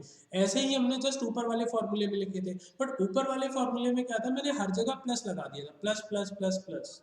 लेकिन इस फॉर्मूले में क्या होता है, देखो आप ए क्यूब प्लस बी क्यूब वाले फॉर्मूले से सीख सकते हो। दूसरे ब्रैकेट में पहला टर्म पॉजिटिव होता है, फिर नेगेटिव होता है, फिर पॉजिटिव होता है। तो यहाँ पे भी यही सीक्वेंस चलेगा, पहला positive negative positive negative positive and so on, इस तरीके से आपका चलता रहेगा। क्या ये बात समझ में आ रही है? पहला फॉर्मूला एंड दूसरा फॉर्मूला लिखने का सेम तरीका है। पहले वाले इससे जस्ट ऊपर वाले फॉर्मूले में हमने सेकंड ब्रैकेट में हर जगह प्लस लगाया था, और इस वाले फॉर्मूले में हमने सेकंड ब्रैकेट में अल्टरनेटिव प्लस माइनस करके लगाया है। ऊपर वाला जो फॉर्मूला है वो n की किसी भी नेचुरल वैल्यू के लिए, n की किसी भी नेचुरल नंबर वैल्यू के लिए वैलिड है। आप कोई भी वैल्यू रख सकते हो, चाहे वो ऑड हो चाहे इवन हो। बट ये जो प्लस वाला फॉर्मूला है a की पावर n प्लस b की पावर n, ये फॉर्मूला आपका तभी काम करेगा जब n की वैल्यू क्या होगी बच्चों, ऑड होगी। इवन के लिए कोई फॉर्मूला नहीं बनेगा, ठीक है। तो अब हम यहाँ पे देखो रिजल्ट क्या है। रिजल्ट जो हम लोग एक्चुअल में जिसकी वजह से हम ये पढ़ रहे हैं ये है कि जैसे ऊपर वाले में मैंने बोला a की पावर n माइनस बी की power n is always divisible by a minus b, और a की पावर n प्लस b की पावर n जो है ये भी हमेशा डिविजिबल होगा किससे, a प्लस b से। बस कंडीशन यही है कि जो n की वैल्यू क्या है, ऑड होनी चाहिए। ऊपर कोई कंडीशन नहीं है, n की वैल्यू कुछ भी हो सकती है, ऑड लो इवन लो, a की पावर n माइनस b की power n is always divisible by a minus b। But a की पावर n प्लस b की power n is not always divisible by a plus b. वो हमेशा तभी divisible होगा a plus B से जब n की वैल्यू क्या होगी बच्चों, ऑड होगी। ये दो इंपॉर्टेंट रिजल्ट आपको याद रखने हैं, ये वेरी वेरी इंपॉर्टेंट, ठीक है। चलिए फिर ये कुछ एक्सप्रेशन है, एल्जेब्रिक एक्सप्रेशन जो जनरली आपको पूरे मैथ्स में देखने को मिलेंगे, तो इसलिए मैं ऑलरेडी अभी यहाँ बताए दे रहा हूँ, और इनके फैक्टर आपको याद रखने हैं। x की पावर 4 प्लस 4y की पावर 4, ठीक है। इसके जो फैक्टर होते हैं वो ये लिखे हुए हैं फाइनली, और कैसे आया वो भी देख लो। x की पावर 4 को मैं ऐसे लिख सकता हूँ, x की पावर 4 को मैं ऐसे लिख सकता हूँ x स्क्वायर का स्क्वायर, और 4y की पावर 4 को लिख सकता हूँ 2y स्क्वायर का स्क्वायर। तो अब ऐसे सोचो, x स्क्वायर जो है उसको मैंने a बोल दिया, और 2y स्क्वायर को मैंने b बोल दिया। तो ये ऐसे लिखा हुआ है a square plus b square. तो अगर मुझे इसको परफेक्ट स्क्वायर बनाना है तो किसकी कमी है, 2ab वाले टर्म्स की। तो मैंने यहाँ 2 लिखा, 2ab ऐड किया और 2ab सब्ट्रैक्ट किया। बात समझ में आ रही है? तो अब देखो a की वैल्यू क्या थी, a की वैल्यू थी x स्क्वायर का स्क्वायर, b की वैल्यू क्या थी 2y स्क्वायर का स्क्वायर, सही है। अब यहाँ पे 2ab में वैल्यू रखो, तो 2 इंटू ए की वैल्यू x स्क्वायर और b की वैल्यू 2y स्क्वायर, ठीक है। यहाँ पे भी रखोगे तो 2 into 2 4 x square y square. क्या बात समझ में आ रही है? तो ये आपका हो गया x स्क्वायर का स्क्वायर प्लस 2y स्क्वायर का स्क्वायर, और ये हो गया 2 into 2 4 x square y square minus 4 x square y square. ये तो देखो परफेक्ट स्क्वायर बन गया, ये यहाँ से लेके यहाँ तक किसका, x square plus 2y square का होल स्क्वायर। ये देखो ये लिखा हुआ है, ये लिखा है बच्चों, ये लिखा हुआ है x square plus 2y square का होल स्क्वायर, और ये जो 4x स्क्वायर वाई स्क्वायर वाला टर्म है वो ये लिखा हुआ है। क्या ये बात समझ में आ रही है? ठीक है। हमने ऐड क्या किया, हमने ये 2ab वाला टर्म ऐड किया, 2ab वाला टर्म सब्ट्रैक्ट किया था, यानी मैंने 4x square y square add किया था, 4x square y square subtract किया। क्या बात समझ में आ रही है? अब देखो इसके आगे ये तो बन गया आपका x square plus 2y square का होल स्क्वायर, ये बन गया माइनस, ये लिखा है 4x स्क्वायर वाई स्क्वायर, इसको मैं ऐसे लिख सकता हूँ 2xy का होल स्क्वायर, लिख सकते हैं ऐसे। अब आप देखो ये लिखा है एक नंबर का स्क्वायर, ये लिखा है दूसरे नंबर का square, a square minus b square type. तो ये देखो ये a और ये b, a प्लस बी हो गया दूसरे ब्रैकेट में a, और ये आपका माइनस बी। तो ये हो गया। तो ये आपको बनाना भी आना चाहिए कि किस तरीके से हम लोग परफेक्ट स्क्वायर क्रिएट करते हैं, और दूसरा अगर याद रख लोगे तो अच्छी बात है, ठीक है। तो याद रखना कोई टफ नहीं है, मैं बता देता हूँ। देखो x पे पावर 4 प्लस 4y पे पावर 4 है, तो x पे पावर 4 किसका स्क्वायर है, x स्क्वायर का। 4y पे पावर 4 किसका स्क्वायर है, 2y स्क्वायर का। क्या ये बात समझ में आ रही है? और अब इतना लिख लिया, ये किस किस के स्क्वायर है वो लिख लिया। अब बस इसमें एक ब्रैकेट में 2xy ऐड कर दो, और दूसरे ब्रैकेट में आपको क्या करना है, दूसरे ब्रैकेट में आपको माइनस 2xy ऐड करना है, बस ये आ गए फैक्टर, ठीक है। सही है। अब इस पे आते हैं, ये तो बहुत इंपॉर्टेंट है, ये पर्टिकुलर एक्सप्रेशन जो है वो बहुत इंपॉर्टेंट है, ये आपको बहुत जगह देखने को मिलेगा, और इसका यूज भी बहुत जगह होगा, इंटीग्रेशन में भी आपको दिखेगा। तो x पे power 4 plus x square plus 1, इसका भी देखो ये सामने आपका लिखा हुआ है, परफेक्ट स्क्वायर बनाया है मैंने, ठीक है। मैंने क्या किया कि आप ऐसे सोच सकते हो, चलो मैं आपको करके दिखा देता हूँ। एक्स पे पावर 4 किसका स्क्वायर है? एक्स स्क्वायर का, ठीक है। फिर ये 1 लिखा हुआ है, 1 को लिख सकते हैं 1 का स्क्वायर, और फिर ये एक्स स्क्वायर जो है उसको अलग कर दिया, ठीक है। अब देखो ये एक्स स्क्वायर का स्क्वायर है, ये ए स्क्वायर हो गया, और ये जो 1 का स्क्वायर है उसको बी स्क्वायर लिख दिया। तो अब किसकी कमी है? 2ab की। तो 2 इंटू ए कितना है? एक्स स्क्वायर, बी कितना है? 1। तो 2x स्क्वायर ऐड किया। अब ऐड किया है तो सब्ट्रैक्ट भी करना पड़ेगा। क्या बात समझ में आ रही है? ये कर दिया। तो ये तो देखो इतना बन गया परफेक्ट स्क्वायर किसका? एक्स स्क्वायर प्लस 1 का होल स्क्वायर। ये देखो ये लिखा हुआ है, ये लिखा हुआ है। क्या बात समझ में आ रही है? और ये माइनस 2x स्क्वायर और एक्स स्क्वायर मिलके क्या हो गए? माइनस का एक्स स्क्वायर, वो ये लिखा हुआ है। अब फिर से देखो आप, ये लिखा है a square minus b square type. तो क्या करेंगे? एक बार ऐड कर देंगे, एक बार सब्ट्रैक्ट कर देंगे। तो इस फैक्टर के यार ये जो फैक्टर आए, सॉरी, इस अलजेब्रिक एक्सप्रेशन के ये जो फैक्टर आए हैं ना, बहुत इंपॉर्टेंट है, याद कर लो। एक्स की power 4 plus x square plus 1 के फैक्टर होते हैं x square plus x plus 1, x square minus x plus 1। बस ये याद कर लो, इंपॉर्टेंट है, मैं बोल रहा हूँ, अदरवाइज मैं इतना नहीं बोलता, ठीक है। बार बार बोल रहा हूँ, मतलब बहुत इंपॉर्टेंट है ये, बहुत इंपॉर्टेंट है। इसको तो आप क्रिएट भी कर सकते हो, ठीक है, इसका यूज बहुत ज़्यादा होता है, इसलिए आप याद कर लो। और कैसे आया वो तो बता ही दिया, ऐसा नहीं है मैं रटवा रहा हूँ, मैं आपको पहले समझा रहा हूँ, फिर मैं जो इंपॉर्टेंट रिजल्ट है वो बोल रहा हूँ कि भैया याद कर लो। कर लोगे तो अच्छा रहेगा, ठीक है। चलिए, अब ये 3 फॉर्मूले ये भैया आपने पढ़े होंगे, है ना, ये पढ़े होंगे, तो लिखे हैं, याद कर लो। इसमें बहुत ज़्यादा मैं एक्सप्लेन करने की कोशिश नहीं करूँगा। ये आइडेंटिटी है, 9-10 में पढ़ाई जाती है यार, है ना। X cube plus y cube plus z cube minus 3xyz is equal to क्या होता है? X plus y plus z एक फैक्टर में, और दूसरे ब्रैकेट में होता है x square plus y square plus z square minus दो दो करके x y y z z x. और इसी को, ये जो एक्सप्रेशन लिखा है ये, इसी को अगर मैं परफेक्ट स्क्वायर बना लूँ तो ये इस फॉर्म में आ जाता है। 1/2 आगे आ जाता है एक्स माइनस वाई का whole square, y minus z का whole square, z minus x का होल स्क्वायर, ठीक है। तो ये यहीं से आया है। कभी आगे ज़रूरत पड़ेगी तो करके भी दिखा दूंगा, कहीं ना कहीं तो आ ही जाएगा, बट फिलहाल के लिए आप इनको याद रखो। और ये लास्ट वाला ये भी याद रखना है। अच्छा, ये जो पहला वाला है इसका स्पेशल केस भी होता है। क्या होता है कि अगर तीनों नंबर का सम 0 हो जाए, if x plus y plus z is equal to 0 हो जाए, अगर तीनों नंबर का सम 0 हो जाए, तो देखो RHS में यहाँ 0 रखोगे तो पूरी RHS 0 हो गई, तो आपका रिजल्ट क्या आ जाएगा? रिजल्ट आ जाएगा x cube plus y cube plus z cube minus का 3xyz इज इक्वल टू 0। और आप इसको कैसे याद रख सकते हो? X cube plus y cube plus z cube is equal to 3xyz।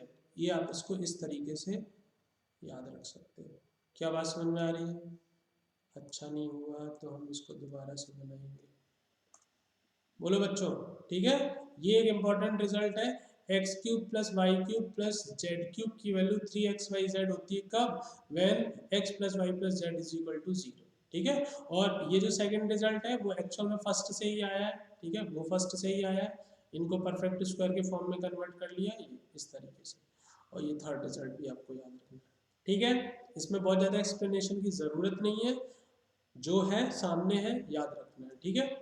चलिए, ओके, साइक्लिक फैक्टर देखो किसे बोलते हैं, साइक्लिक फैक्टर किसे बोलते हैं, ये भी एक इंपॉर्टेंट टर्म है। If an expression remains same after replacing a by b, b by c and c by a, then it is called cyclic expression and its factors are called cyclic factors। देखो यार, मान लो जैसे मैंने बोला एक expression है a square plus b square plus c square, ठीक है। अब देखो इन्होंने क्या बोला, ए को रिप्लेस कर दो बी से, बी को रिप्लेस कर दो सी से, और सी से रिप्लेस कर दो ए से। करके देखो यहाँ पे, देखो क्या होता है। ए को रिप्लेस किया बी से तो बी स्क्वायर हो गया, बी को रिप्लेस किया सी से तो सी स्क्वायर हो गया, सी को रिप्लेस किया ए से तो ए स्क्वायर। देखो ये एक्सप्रेशन और ये एक्सप्रेशन, क्या ये एक्सप्रेशन सेम है? बिल्कुल है। तो हम क्या बोलेंगे कि ये जो आपका एक्सप्रेशन है, ठीक है ना, या जो इसके फैक्टर होंगे वो कैसे होंगे? साइक्लिक हो। इस एक्सप्रेशन को साइक्लिक एक्सप्रेशन बोलेंगे, और जो इसके फैक्टर आएंगे उसको साइक्लिक फैक्टर्स बोलेंगे। क्या ये बात समझ में आ रही है? और देखो मैं एक्सप्रेशन एक दो बताता हूँ। A b plus b c plus c a, ये एक एक्सप्रेशन है। इसमें जरा ये चीज करके देखो, ए की जगह बी, बी की जगह सी, तो हो गया बी सी। फिर बी की जगह सी, सी की जगह ए, तो हो गया सी ए। फिर सी की जगह ए की जगह बी, तो हो गया ए बी। ये देखो ये एक्सप्रेशन और ये एक्सप्रेशन सेम है। तो हम इस एक्सप्रेशन को क्या बोलेंगे बच्चों कि ये कैसा एक्सप्रेशन है, ये साइक्लिक एक्सप्रेशन है। कैसा एक्सप्रेशन है, साइक्लिक एक्सप्रेशन है। क्या बात समझ में आ रही है? तो ये साइक्लिक एक्सप्रेशन हो गया, और इसके जो फैक्टर्स आएंगे उसको साइक्लिक फैक्टर्स बोलेंगे। ये देखो यहाँ पे भी हमने एक एग्जांपल ले रखा है, इसमें भी आप ये अप्लाई करके देखना, ये अप्लाई करके देखना, ए की जगह बी रखना, बी की जगह सी रखना, सी की जगह ए रखना, वापस से सेम एक्सप्रेशन आ जाएगा। तो अगर ए की जगह बी, बी की जगह सी, सी की जगह ए रखने से वापस से सेम एक्सप्रेशन आ जाता है, तो ऐसे एक्सप्रेशन को हम लोग साइक्लिक एक्सप्रेशन बोलते हैं, और ऐसे एक्सप्रेशन के फैक्टर्स को हम लोग साइक्लिक फैक्टर्स बोलते हैं। आई होप मेरी बात क्लियर होगी सबको, ठीक है। चलिए ओके, तो हमारा एक क्वेश्चन है, if x is equal to 3 minus root 8 then find the value of 1 upon root x minus root x. ठीक है यार, तो मैंने यार देखो, या तो आप ऐसे कर सकते हो कि भाई इसका स्क्वायर रूट निकालो, तो वो शायद निकालने में आपको दिक्कत हो, तो मैंने कहा ऐसा करते हैं, 1 upon root x minus root x का स्क्वायर करते हैं। अगेन पहले आपको खुद से सॉल्व करना है, ट्राई करना है, अगर हो जाता है बहुत अच्छी बात है, और नहीं भी होता है तो जो भी गलती होती है वो आपको चेक करनी है। तो मेरा सॉल्यूशन बाद में देखना है, पहले खुद से ट्राई करना है। तो मैंने माना, मतलब मैंने इसका स्क्वायर करके देखा, तो a square 1 upon root x का square 1 upon x, b square root x का स्क्वायर एक्स, माइनस का 2ab, तो 2 into root x into 1 upon root x. बोलो ठीक है, रूट एक्स से रूट एक्स कैंसिल, तो 1 upon root x minus root x का whole square is equal to, ये बचा आपका 1 upon x plus x minus 2, ये आ गया, ठीक है। तो अब थोड़ा सा आसान लग रहा है, क्यों? क्योंकि x मुझे दिया है, 1 अपॉन एक्स में निकाल सकते हो, तो 1 अपॉन एक्स निकाल के देखते हैं, 1 अपॉन एक्स, तो 1 अपॉन 3 माइनस रूट 8। अब मैंने बोला था डिनोमिनेटर में अगर रूट आ जाए क्या करते हैं बच्चों, रैशनलाइजेशन, तो 3 प्लस रूट 8 से आप क्या करोगे, ऊपर नीचे मल्टीप्लाई करोगे, कर दिया। तो देखो ऊपर क्या है, ऊपर है 3 प्लस रूट 8, और नीचे क्या हो गया, नीचे हो गया a minus b, a plus b, a square minus b square बन गया, तो 3 का स्क्वायर 9 माइनस रूट 8 का स्क्वायर 1, तो 9 माइनस 8 1, तो ये आ गया 3 प्लस रूट 8। क्या बात समझ में आ रही है? तो यहाँ वैल्यू रख दो जरा, 1 अपॉन एक्स की वैल्यू कितनी आई, 3 प्लस रूट 8, और एक्स की वैल्यू कितनी थी बच्चों, 3 माइनस रूट 8, सही है, और ये है माइनस का 2, सही है। रूट 8 से रूट 8 कैंसिल, 3 प्लस 3 6, 6 माइनस 2 4, यानी कि 1 upon root x minus root x की वैल्यू क्या आ गई, 4 आ गई। तो 1 upon root x minus root x की वैल्यू क्या आ गई बच्चों, इसकी वैल्यू क्या आ जाएगी आपकी 2, ठीक है। क्लियर है बात, सिंपल क्वेश्चन, ठीक है। तो अगर वैसे करते पहले रूट निकालते है ना, और फिर उसका 1 अपॉन रूट करते, फिर तो दिक्कत होती, तो मैंने कहा स्क्वायर करके थोड़ा चीज़ों को सिंपल कर लेते हैं, सही है, ठीक है। ओके, अगला क्वेश्चन देखो, ये लिखा है a cube plus b cube plus c cube minus 3abc upon, ये एक्सप्रेशन लिखा है, इसकी वैल्यू निकालनी है, और आपको ए बी सी की वैल्यू दी गई है, ठीक है, ए बी सी की वैल्यू दी गई है, आपको इस एक्सप्रेशन की वैल्यू निकालनी है। तो देखो यार, a cube plus b cube plus c cube minus 3abc, इसका फॉर्मूला मैंने आपको लिखाया था, क्या होता है इसका फॉर्मूला, चलो पहले मैं बता देता हूँ।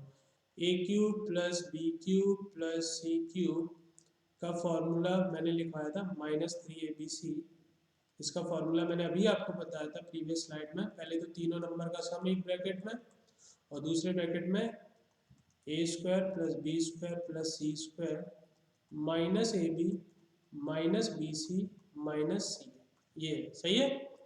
तो बस इस फॉर्मूले की वैल्यू ये उठा के यहाँ रख दो ऊपर, जो आपको एक्सप्रेशन दिया जिसकी वैल्यू पूछी थी हमने रख दिया, तो a square plus b square plus c square minus a b minus b c minus c, ठीक है।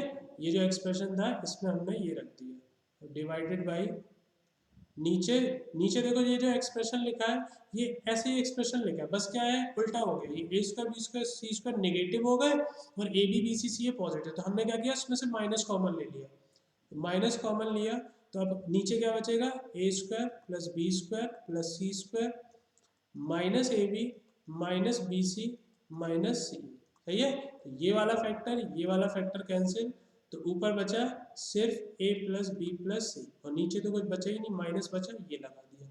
ए बी सी की वैल्यू आपको क्वेश्चन में दी है, रख दो, ए की वैल्यू -5, बी की वैल्यू -6, सी की वैल्यू 10। तो ये हो गया -11 + 10 -1, तो -1, तो फाइनली आंसर कितना आ गया बच्चों? सही है। अगेन वही बात है, पहले खुद से ट्राई करना है फिर सॉल्यूशन देखना है, ठीक है, ऐसा नहीं बस सीधे सॉल्यूशन देख रहे हो। पहले क्वेश्चन, जब भी क्वेश्चन की बात आएगी आपको पहले खुद से ट्राई करना है, राइट। ओके, चलिए नेक्स्ट क्वेश्चन है। ये लिखा हुआ है 64 × 9 की पावर x -84 12 की पावर x +27 × 16 की पावर x। ठीक है, ठीक है, क्या किया जाए? कुछ तो करना पड़ेगा, है ना, कुछ तो सोचना पड़ेगा। तो देखो इसको मैंने क्या किया, 9 की पावर x को ऐसे लिख सकते हैं बच्चों, पहले तो मैं अलग से बता देता हूँ। 9 की पावर x को ऐसे लिख सकते हो क्या? 9 को लिख सकते हो 3 की पावर 2 की पावर x, और फिर इसको आप लिख सकते हो 3 की पावर 2x लिख सकते हो। तो इसको हमने लिख दिया 3 की पावर 2x, सही है, माइनस 84 इंटू 12 को आप क्या लिख सकते हो? 12 को लिख सकते हो 3 की पावर x इंटू 4 की पावर x लिख सकते हो। 12 को 3 इंटू 4 प्लस 27, अगेन 16 को भी आप क्या लिख सकते हो बच्चों? 16 की पावर x को लिख सकते हो 4 की पावर 2 की पावर x, तो हो जाएगा 4 की पावर 2x। क्या बात समझ में आ रही है? तो आपका हो जाएगा 4 की पावर 2x, सही है, ये आ गया। अब आप एक काम तो ये कर सकते हो कि आप पूरी इक्वेशन को एक सिंगल वेरिएबल के फॉर्म में लिख लो। अभी क्या है ना, यार 3 की पावर 2x वाला टर्म भी दिख रहा है, 4 की पावर 2x वाला टर्म भी दिख रहा है, तो मैंने सोचा कि यार 4 की पावर 2x से ना पूरी इक्वेशन को डिवाइड कर दो। 4 की पावर 2x से पूरी इक्वेशन को डिवाइड कर दो, उससे फ़ायदा क्या होगा अभी देखो, समझ में आ जाएगा आपको। -84, यहाँ पे 4 की पावर 2x से डिवाइड करेंगे तो एक 4 की पावर x तो बेटा कैंसिल हो जाएगी, तो डिनोमिनेटर में एक 4 की पावर x बचेगा, तो हम लिखेंगे 3 की पावर x अपॉन 4 की पावर x, सही है। और यहाँ क्या बचा? यहाँ कुछ नहीं बचा, ये बचा, सही है। अब देखो इसको मैं ऐसे लिख सकता हूँ क्या, ये 3 की पावर 2x है ना, तो मैं इसको ऐसे लिख सकता हूँ क्या, 3 की पावर x अपॉन 4 की पावर x का स्क्वायर, ऐसे लिख सकते हैं।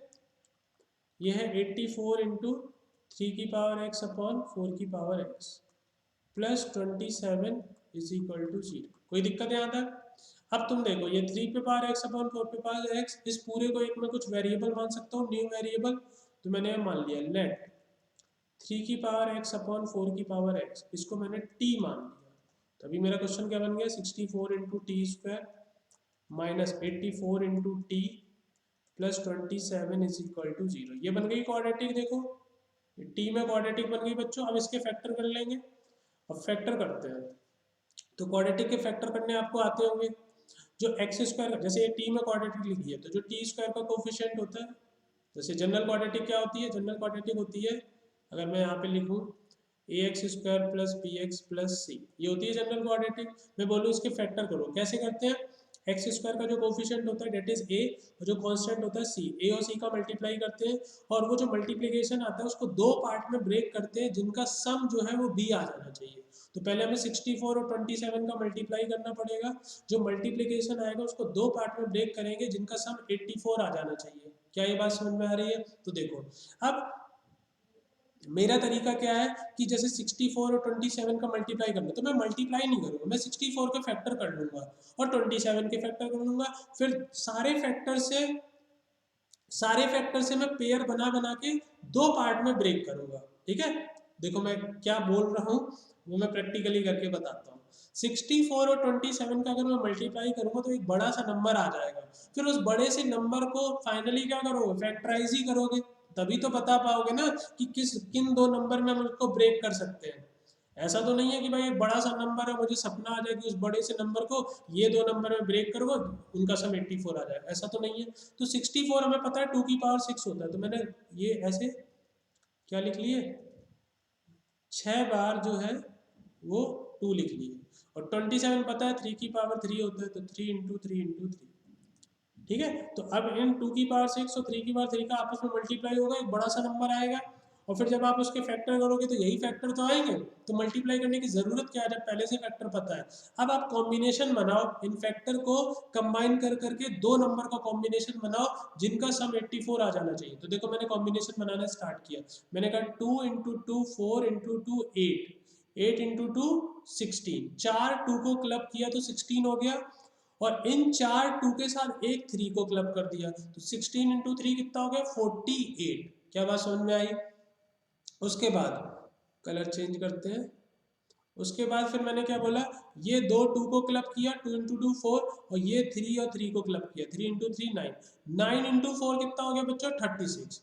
तो देखो ये 4 2, ये चार 2 को क्लब किया था और उसका 3 से मल्टीप्लाई किया था तो 48 आ रहा था, ये दो 2 और ये दो 3 को मल्टीप्लाई किया तो 36 आ रहा है। अब आप 48 और 36 को ऐड करके देख लेना 84 आ जाएगा, ये मैं बताने की कोशिश कर रहा था। तो 64 टी स्क्वायर, 84 को लिख दिया मैंने, 48 टी माइनस का 36 टी, 48 प्लस 36 कितना होगा 84। आई होप मेरी बात क्लियर होगी, ठीक है। अब देखो इन दोनों में देखो कुछ कॉमन अगर दिख रहा हो तो कॉमन ले लो, एक तो टी कॉमन आ जाएगा, और 64 और 48 में से और क्या कॉमन आ सकता है, आई थिंक 16 कॉमन आ जाएगा। तो 16 टी कॉमन लिया तो 16 इंटू 4 24 होता था, 40 बचा, और 16 इंटू 3 48 होता है तो 3 बचा। 36 और 27 में से क्या कॉमन आएगा बेटा, माइनस का 9 कॉमन आ जाएगा, यहाँ 40 बचेगा माइनस का 3 बचेगा।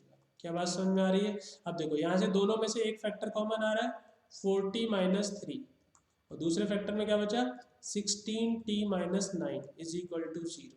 तो पहले वाले फैक्टर को 0 के इक्वल करोगे तो टी की वैल्यू आएगी 3/4, और दूसरे वाले फैक्टर को 0 के इक्वल करोगे तो टी की वैल्यू आएगी 9/16। टी की वैल्यू रख दो, टी किसको माना था 3 पे पावर x अपॉन 4 पे पावर x, या अब इसको मैं ऐसे भी लिख सकता हूँ 3/4 की पावर x, ऐसे लिख सकते हैं, ये लिखा है 3/4। बोलो बात समझ में आ रही है? t को लिखा 3/4 की पावर x, और ये जो 9/16 है इसको क्या लिख सकते हैं 3/4 की पावर 2। क्या बात समझ में आ रही है? तो देखो जब बेस सेम होता है तो पावर कंपेयर हो जाती है, यहाँ इसकी पावर कितनी है 1, तो यहाँ से कंपेयर करोगे x की वैल्यू कितनी आ गई बच्चों 1, ये एक सॉल्यूशन आ गया, सही है। यहाँ देखो 3/4 की पावर x है, 3/4 की पावर 2 है, दोनों जगह से कंपेयर करोगे x की वैल्यू कितनी आ जाएगी बच्चों 2। क्या ये बात समझ में आ रही है सबको? ठीक है। अच्छा क्वेश्चन था, ठीक है। और आपको इस तरीके के क्वेश्चंस की अप्रोच पता होनी चाहिए कि किस तरीके से हम लोग सॉल्व करते हैं। आई होप क्लियर होगा, ठीक है। चलिए नेक्स्ट क्वेश्चन। नेक्स्ट है आपका, देखो साइज सेम टाइप का ही क्वेश्चन है। ये देखो ये लिखा है 3 इंटू 2 की पावर x/2 माइनस 7 इंटू 2 की power x/4 is equal to 20। तो मैंने क्या किया बच्चों, मुझे एक बात पता है कि अगर मैं 2 की पावर x/4 का स्क्वायर करूँ, 2 की पावर x/4 का स्क्वायर करूँ तो कितना आ जाएगा 2 की पावर x/2, क्योंकि पावर पावर मल्टीप्लाई होती है, 2 से 4 कैंसिल हो जाएगा। बात समझ में आ रही है? तो एक चीज़ समझ में आ गई कि ये जो 2 की पावर x/2 लिखा है इसको मैं लिख सकता हूँ 2 की पावर x/4 का स्क्वायर, ठीक है, माइनस 7 इंटू 2 की पावर x/4, सही है, और 20 इधर आएगा -20 is equal to 0।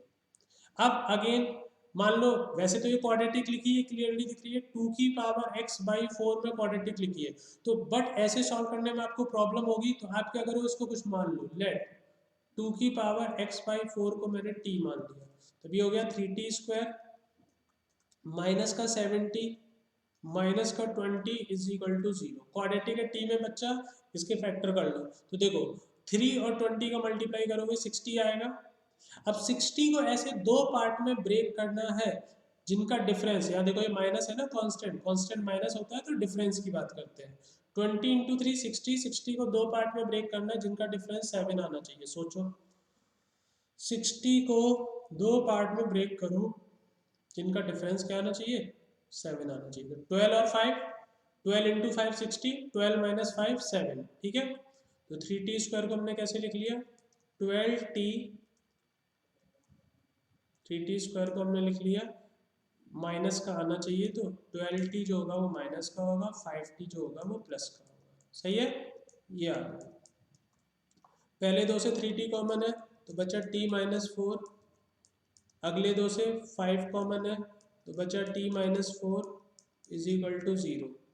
t minus 4 दोनों से कॉमन, तो आ गया 3t + 5 = 0, सही है।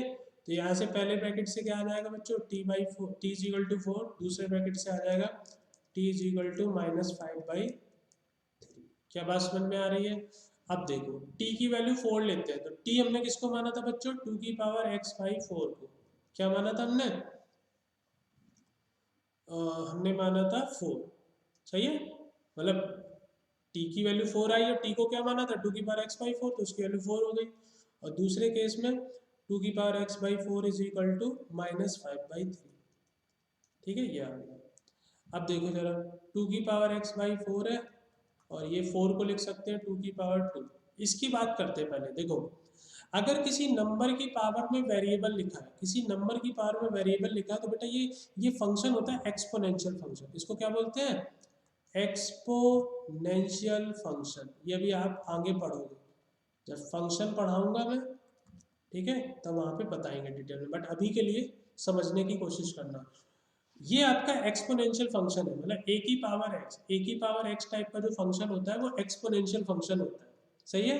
तो ये आपका एक्सपोनेंशियल फंक्शन है, और एक्सपोनेंशियल फंक्शन की वैल्यू कभी नेगेटिव नहीं होती है। तो ये जो -5/3 वैल्यू आई है 2x/4 की, वो कभी पॉसिबल ही नहीं है, बिकॉज एक्सपोनेंशियल फंक्शन की वैल्यू हमेशा पॉजिटिव होती है। So this is not possible, ठीक है, ये वैल्यू तो पॉसिबल ही नहीं है। तो बस इसको देख लो। तो देखो बेस सेम है 2 तो पावर कंपेयर हो जाएगी, x/4 = 2, तो x की वैल्यू कितनी आ गई बच्चा, 8। So this is the only solution. क्या बात समझ में आ रही है, ठीक है। सो x = 8 is the only solution. अच्छा क्वेश्चन था, ठीक है, ये बात ध्यान रखना, आगे बहुत डिटेल में हम इसको पढ़ेंगे, बट अभी के लिए ध्यान रखो कि a पे पावर x टाइप का अगर कोई फंक्शन है उसको एक्सपोनेंशियल फंक्शन बोलते हैं, और एक्सपोनेंशियल फंक्शन की वैल्यू कभी निगेटिव नहीं होती है, हमेशा पॉजिटिव होती है, राइट। चलिए ओके, नेक्स्ट क्वेश्चन है, ये दिया हुआ है रूट के अंदर खतरनाक सा, और आपको दे रखा है, इसकी वैल्यू दे रखी है √a - √b + 2। तो आपसे पूछा find the value of a and b। तो आप पहले इसको पॉज करना है ना, और सोचना है इस क्वेश्चन के बारे में कि भाई ये क्वेश्चन क्या बोल रहा है, ठीक है, और मैं सॉल्व कर रहा हूँ, फिर उसके बाद चेक करना आपने सही किया या गलत किया। तो मैंने पहले इसको थोड़ा सिंप्लीफाई किया, किसको, LHS को, LHS को थोड़ा सिंप्लीफाई किया। ये 9 है, चलो 9 को तो 9 लिखा रहने दिया। 48 को क्या लिख सकते हैं, 48 को आप लिख सकते हो 16 × 3। 16 × 3 48 होता है, 16 रूट के बाहर आ जाएगा तो जाएगा 4√3, सही है। उसका 32 को लिख सकते हो 16 × 2, तो 16 बाहर आ जाएगा 4√2। 24 को लिख सकते हो आप 4 × 6, तो 4 बाहर आ जाएगा तो 2√6, ये आ गया, = √a - √b + 2। अब एक बात आप ध्यान से देखो कि यार इस जो LHS में एक रूट लिखा है और उसकी वैल्यू जो आ रही है वो ये आ रही है √a - √b + 2, तो पक्का क्या हो रहा होगा, ये जो रूट के अंदर ये एक्सप्रेशन लिखा है पक्का इस टाइप का कुछ बन रहा होगा, a + b + c का होल स्क्वायर, ऐसा बन रहा होगा रूट के अंदर, तभी तो रूट के बाहर आएगा तो a - b + c टाइप की चीज मिलेगी। क्या ये बात समझ में आ रही है भाई, इस रूट के अंदर ये बड़ा सा एक्सप्रेशन लिखा है जिसकी वैल्यू आ रही है √a - √b + 2, यानी कि इस रूट के अंदर ऐसे a - b + c टाइप का स्क्वायर बन रहा होगा, जो कि रूट के बाद, अच्छा एग्जैक्ट अगर मैं बोलूँ तो इस टाइप का बन रहा होगा, √a मतलब ये जो लिखा है √a - √b + 2 का होल स्क्वायर, इस टाइप का बन रहा होगा यहाँ पे अंदर, तभी तो वो रूट से बाहर आके, क्योंकि परफेक्ट स्क्वायर बनेगा तभी तो बड़े वाले रूट के वो बाहर आ पाएगा और इस टाइप के नंबर आ पाएंगे। तो ये मुझे क्लियरली समझ में आ रहा है कि ये जो बड़ा वाला रूट है उसके अंदर पक्का इस टाइप का एक 3 नंबर के सम का स्क्वायर बनना चाहिए, परफेक्ट स्क्वायर बनना चाहिए, और उसमें से भी देखो ये 2 रूट में होने चाहिए, तो हमने कहा चलो ये सोचते हैं। अच्छा फिर मैंने एक चीज सोची कि यार ये तो ऐसे हो गया a + b + c का होल स्क्वायर, तो a + b + c के होल स्क्वायर का क्या फॉर्मूला होता है, a² + b² + c², और उसमें ऐसे 2 टर्म आते हैं, एक आता है 2ab टर्म, एक होता है 2bc टर्म, और एक होता है 2ac टर्म। क्या बात समझ में आ रही है। अब यहाँ पे √a - √b + 2 यानी बीच में एक माइनस है, यानी ये जो b वाला टर्म है वो माइनस है, तो ये जो 2ab है वो माइनस का आएगा, 2bc है वो भी माइनस का आएगा, और जो a और c वाला टर्म होगा वो प्लस का आएगा, यानी कि जो 2 वाले टर्म है इनमें 2 नेगेटिव टर्म हो गए, तो देखो ये 2 नेगेटिव लिखे भी हुए हैं, ये दो नेगेटिव लिखे हुए हैं, क्या बात समझ में आ रही है? ठीक है, और ये जो पॉजिटिव वाला टर्म है वो 2ac वाला टर्म है, वो ये लिखा हुआ है। ठीक है, तो इस 4√3 को, बात समझना, अभी तो मैं समझा रहा हूँ, इस 4√3 को मैं ऐसे लिख सकता हूँ 2 × 2 × √3, ये हो गया मेरा 4√3। 4√2 को मैं क्या लिख सकता हूँ, 4√2 को ले सकता हूँ मैं 2 × 2 × √2, ये हो गया मेरा 4√2। 2 × √6 को मैं क्या लिख सकता हूँ, 2 × √2 × √3, ये हो गया 2√6। क्या बात समझ में आ रही? तो ये देखो 1 2 1 2 1 2, ये तीनों में कॉमन आ रही है, देखो 2ab 2bc 2ac। क्या बात समझ में आ रही है? और उसके बाद ये जो a b c है वो ये इनमें से तीन होंगे, तो देखो यहाँ पे तीन नंबर ढूंढो a b c, तीन डिफरेंट नंबर ढूंढो यहाँ पे से a b c में, तो एक हो गया √3, एक हो गया √2 और एक हो गया 2। क्या ये बात समझ में आ रही है? तो क्लियरली मुझे समझ में आ गया बच्चा पार्टी कि इसके अंदर क्या लिखा हुआ है। इसके अंदर लिखा है √3 माइनस √2 प्लस 2 का होल स्क्वायर। आप करके देख लो, अभी मैं कर रहा हूँ, टेंशन मत लो, ठीक है। बट इतनी बातों से आपको ये चीज़ समझ में आ गई होगी कि मैं क्या बोल रहा था, ठीक है, कि भाई अगर इस बाहर इस टाइप का नंबर लिखा हुआ है RHS में, तो पक्का इस रूट के अंदर LHS में इसी टाइप के नंबर का स्क्वायर लिखा होगा, तभी तो रूट के बाहर ही आएगा। इधर लिखा है √a माइनस √b प्लस 2। ठीक है, चलिए अब देखो इसका आप ओपन करके देख लो, √3 माइनस √2 प्लस 2 का होल स्क्वायर ओपन करके देख लो। √3 का स्क्वायर 3, √2 का स्क्वायर 2, 2 का स्क्वायर 4, फिर 2ab वाला टर्म, तो 2 × √3 × √2 माइनस का 2√6, फिर 2 × b × c वाला टर्म, तो माइनस का 4√2, फिर 2 × a × c वाला टर्म, तो हो जाएगा 4√3। सही है।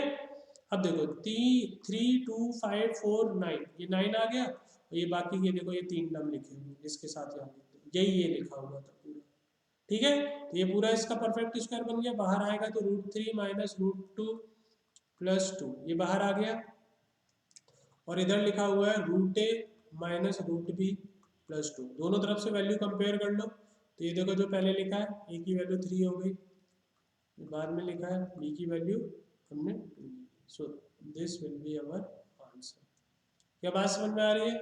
आई होप मैंने आपको एकदम बेसिक से समझाने की कोशिश की है, ऐसा नहीं है मैंने डायरेक्ट सॉल्व कर दिया, पता चला क्वेश्चन खोला और मैंने सॉल्व कर दिया। मैंने आपको बताया है कि किस तरीके से सोचना है, ठीक है ना। ये भी बहुत इंपॉर्टेंट है कि आपको पहले अच्छे से सोचना सीखना पड़ेगा, ठीक है ना। अगर आप पहले से सोच पा रहे बहुत अच्छी बात है, अगर नहीं सोच पा रहे तो ये जो आपको सोचने की क्षमता है ना, इसको बढ़ाना पड़ेगा, ठीक है ना, जेई के लिए। तो वो धीरे धीरे आएगी, प्रैक्टिस से ही आएगी, जितनी ज़्यादा आप प्रैक्टिस करोगे अपने आप आपके माइंड में पैटर्न बनने लगते हैं, ठीक है। सो आई होप क्लियर होगा ये क्वेश्चन, ठीक है। ओके, फिर ये क्वेश्चन है, देखो भाई 4 की पावर 4n, हमें प्रूव करना है 4 की पावर 4n माइनस 5 की power 3n is divisible by 131, ठीक है, when n is any natural number. तो देखो हमें ये प्रूफ करना है कि ये 131 से डिविजिबल होगा, तो देखो यार बहुत आसान है, 4 की पावर 4n लिखा है माइनस 5 की पावर 3n लिखा है, तो क्या मैं इसको ऐसे लिख सकता हूँ 4 की पावर 4 की पूरे की पावर n, क्या मैं इसको ऐसे लिख सकता हूँ 5 की पावर 3 की पूरे की पावर n। 4 की पावर 4 बच्चा कितना होता है, सोच के देखो, 4 की पावर 2 होता है 16, 4 की पावर 3 होता है 64, और 4 की पावर 4 होता है 256 की पावर n। 5 की पावर 3 कितना होता है 125 की पावर n। तो अब ये कैसे लिखा है, ये इस फॉर्म का लिखा है, किस फॉर्म का लिखा है, a की पावर n माइनस b की पावर n टाइप का। और हमें पता है कि जो a की पावर n माइनस b की पावर n होता है is always divisible by a minus b। सही है, तो क्या मैं बोल सकता हूँ कि ये जो a की पावर n माइनस b की पावर n टाइप का लिखा है ये हमेशा किससे डिविजिबल होगा, this will be divisible by a की वैल्यू 256 माइनस 125, तो कितना आ जाएगा ये 130। यही हमें प्रूफ करना है, सही है। तो देखो जो हमने फॉर्मूले पढ़े हैं, जो आइडेंटिटी पढ़ी है, उन्हीं सब का यूज होके ये सारी बातें चल रही हैं, ठीक है। तो क्लियर होगा, ठीक है, ठीक है, ठीक है, ठीक है। चलिए आगे बढ़ते हैं। अब ये देखो, ये ऑलरेडी मैं बता चुका हूँ, तो मैं थोड़ा सा अभी स्पीड में आपको ये चीज़ें बताऊंगा। A square minus b square type का अगर आपको कहीं कोई एक्सप्रेशन मिल जाता है तो उसके फैक्टर कैसे करते हैं, आइडेंटिटी आपको पता है a minus b into a plus b, clear है? तो देखो उसी पे बेस्ड एक एग्जांपल है, 3x माइनस वाई का whole square minus 2x minus 3y का होल स्क्वायर। तो ये जो 3x माइनस वाई है, यहाँ पे जो 3x माइनस वाई है इसको आप a की तरह कंसीडर कर सकते हो, और जो 2x माइनस 3y है इसको आप b की तरह कंसीडर कर सकते हो। तो कैसे लिखा है, a square minus b square type लिखा हुआ है। बस ये देखो फैक्टर कर लिए, पहले ब्रैकेट में a प्लस बी, दूसरे ब्रैकेट में a माइनस बी, ये आंसर। क्लियर है? आई डोंट थिंक इसमें कोई प्रॉब्लम होनी चाहिए। ऑलरेडी स्टार्टिंग में बहुत अच्छे से सारी चीज़ें मैं आपको एक्सप्लेन कर चुका हूँ। अब आपको बस उन्हीं पे एक एक एग्जांपल मैं आपको दिखा रहा हूँ, ठीक है? अब ये देखो ए क्यूब प्लस बी क्यूब या फिर ए क्यूब माइनस बी क्यूब, ये आइडेंटिटी होती है, दोनों को कंबाइन करके लिखा है। एक बार मैं अलग से लिख देता हूँ, a cube plus b cube क्या होता है बच्चों, पहले ब्रैकेट में ए प्लस बी और दूसरे ब्रैकेट में a square minus a b plus का बी स्क्वायर, ठीक है?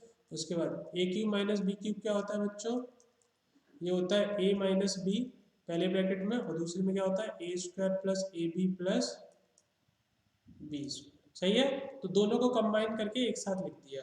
अब तुमसे बोलोगे ए की पावर 6 माइनस बी की पावर 6 निकालो, तो क्या ए की पावर 6 माइनस बी की पावर 6 को मैं ऐसे लिख सकता हूँ, ए स्क्वायर का क्यूब माइनस बी स्क्वायर का क्यूब लिख सकते हैं? तो यही देखो लिखा हुआ है। अब ए स्क्वायर को मान लो हमने x मान लिया और बी स्क्वायर को y मान लिया, तो x cube minus y cube type लिखा है, यानी a cube minus b cube type लिखा है, फॉर्मूला लगा दिया। पहले ब्रैकेट में क्या होता है बच्चा, a माइनस बी, यहाँ a की जगह a स्क्वायर है तो a स्क्वायर आ गया, b की जगह b स्क्वायर आ गया। फिर दूसरे ब्रैकेट में क्या होता है, पहले नंबर का स्क्वायर तो a स्क्वायर का स्क्वायर a पे पावर 4, फिर दोनों नंबर का product a square plus b, a square into b square, फिर दूसरे नंबर का स्क्वायर b पे पावर 4, ये आ गया। अब ए स्क्वायर माइनस बी स्क्वायर के फर्दर फैक्टर हो जाएंगे ए minus b a plus B. क्या बात समझ में आ रही है? और ये देखो इसका भी मैंने आपको बताया था, ऐसे बताया था, याद होगा, एक्स पे power 4 plus x square plus 1 के फैक्टर क्या होते हैं बच्चों, वो होते हैं x square plus x plus 1 और x square minus x plus 1, ये बताया था। तो इस वाले ब्रैकेट में इन्होंने ये फर्दर फैक्टर कर दिए, ये लिखे हुए। आई होप मेरी बात क्लियर होगी, ठीक है ना? तो ये अंडरस्टूड होगा। ओके, इसके फैक्टर करना है x square plus 6x minus 187 के फैक्टर करने हैं। तो खैर यहाँ तो सॉल्यूशन लिखा है, आप देख सकते हैं। 187 को ऐसे दो पार्ट में ब्रेक करना था जिनका डिफरेंस, ये माइनस लगा हुआ है, जिनका डिफरेंस 6 आना चाहिए, तो वो क्या हो गया 17 और 11। 17 इंटू 11 187 होता है, 17 माइनस 11 6 होगा, तो ये फैक्टर हो गए, ये आंसर आ गया। ठीक है, इसमें कुछ एक्सप्लेनेशन की जरूरत नहीं है, बिकॉज सॉल्यूशन भी लिखा है, बहुत सिंपल सी क्वाड्रेटिक, राइट? और फैक्टर करना तो 10th में बता दिया जाता है। ठीक है, क्लियर है? चलिए नेक्स्ट है, देखो 9x की power 4 minus 10x square plus 1, इसके फैक्टर करने। तो देखो इसके मैं करके दिखाता हूँ आपको। 9x की power 4 minus 10x square plus 1, तो एक्चुअली में 4 डिग्री आपको दिख रही होगी। तो हमने कहा यार जब प्रॉब्लम हुआ करे तो आपको सब्सटीट्यूशन कर लो, एक्स स्क्वायर को t मान लो।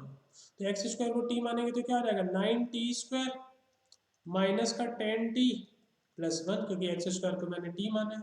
अब ये क्वाड्रेटिक बन गई t में, इसके फैक्टर कर लो। तो देखो 9 1 जा 9, ठीक है, 9 1 जा 9, तो 9 को दो पार्ट में ब्रेक करना है, 10 आ जाना चाहिए। 9 1 जा 9, 9 plus 1 10, 9 into 1 9, 9 plus 1 10, 9 into 1 9, 9 plus 1 10। तो 10 को कैसे ब्रेक करेंगे, माइनस का 90 माइनस का t प्लस 1, इन दोनों में से 90 कॉमन ले लिया तो t माइनस 1, ठीक है, इन दोनों में से माइनस कॉमन ले लिया t माइनस 1, t माइनस 1 दोनों से कॉमन तो 90 माइनस 1।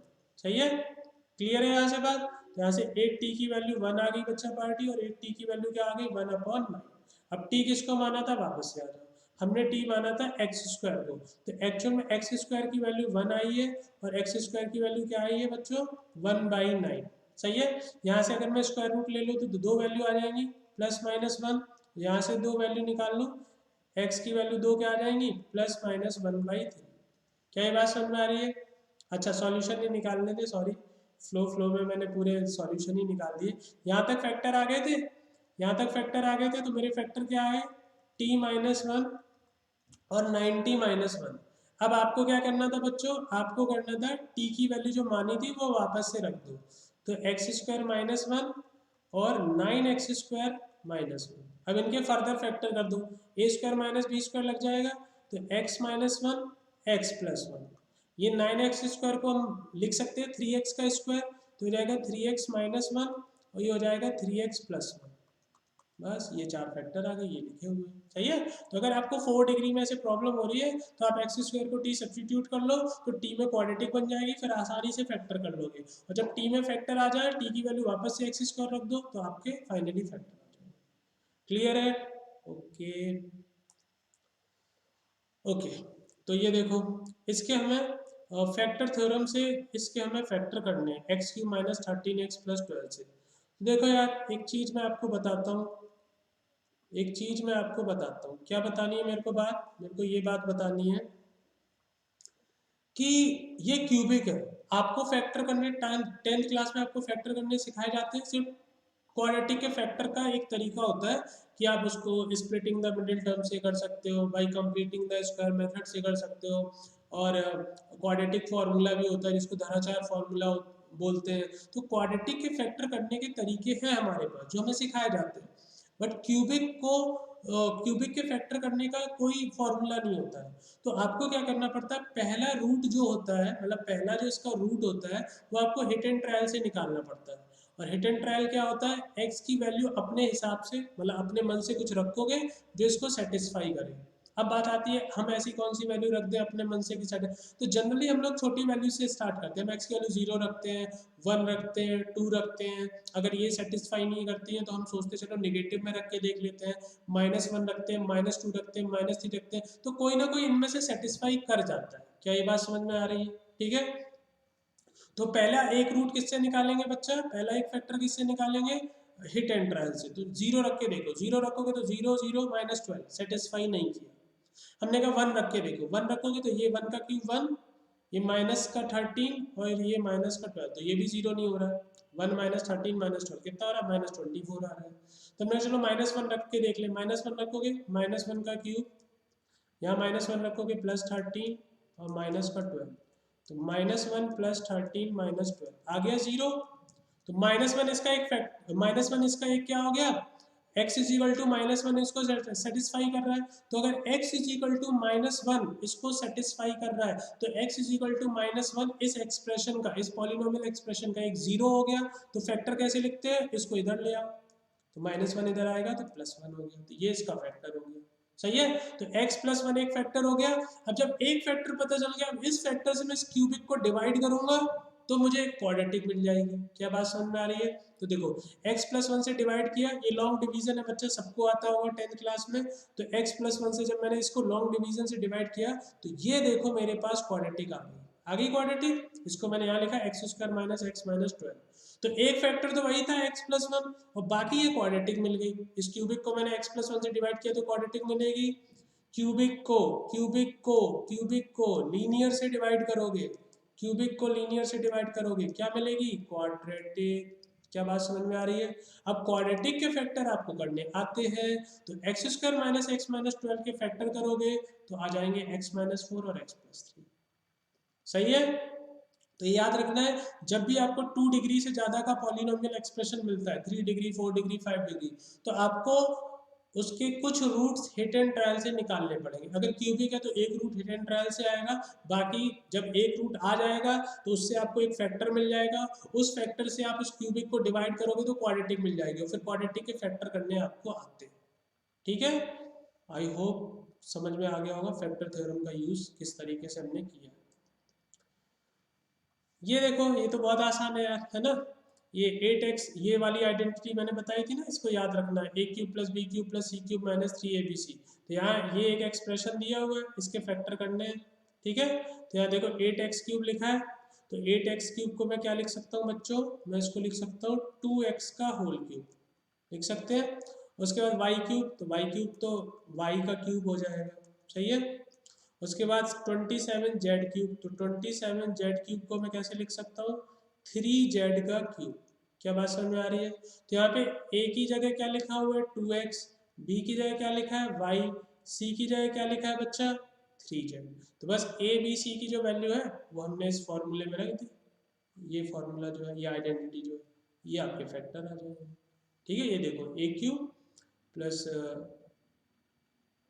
अच्छा ये तो वो लिखा है, 8x क्यूब को लिखा है 2x का क्यूब, y क्यूब को y का क्यूब, 27z के क्यूब को 3z का क्यूब। तो ये लिख दिया a cube plus b cube plus c cube, और यहाँ पे भी देखो उसी तरीके से ब्रेक कर दिया 3abc।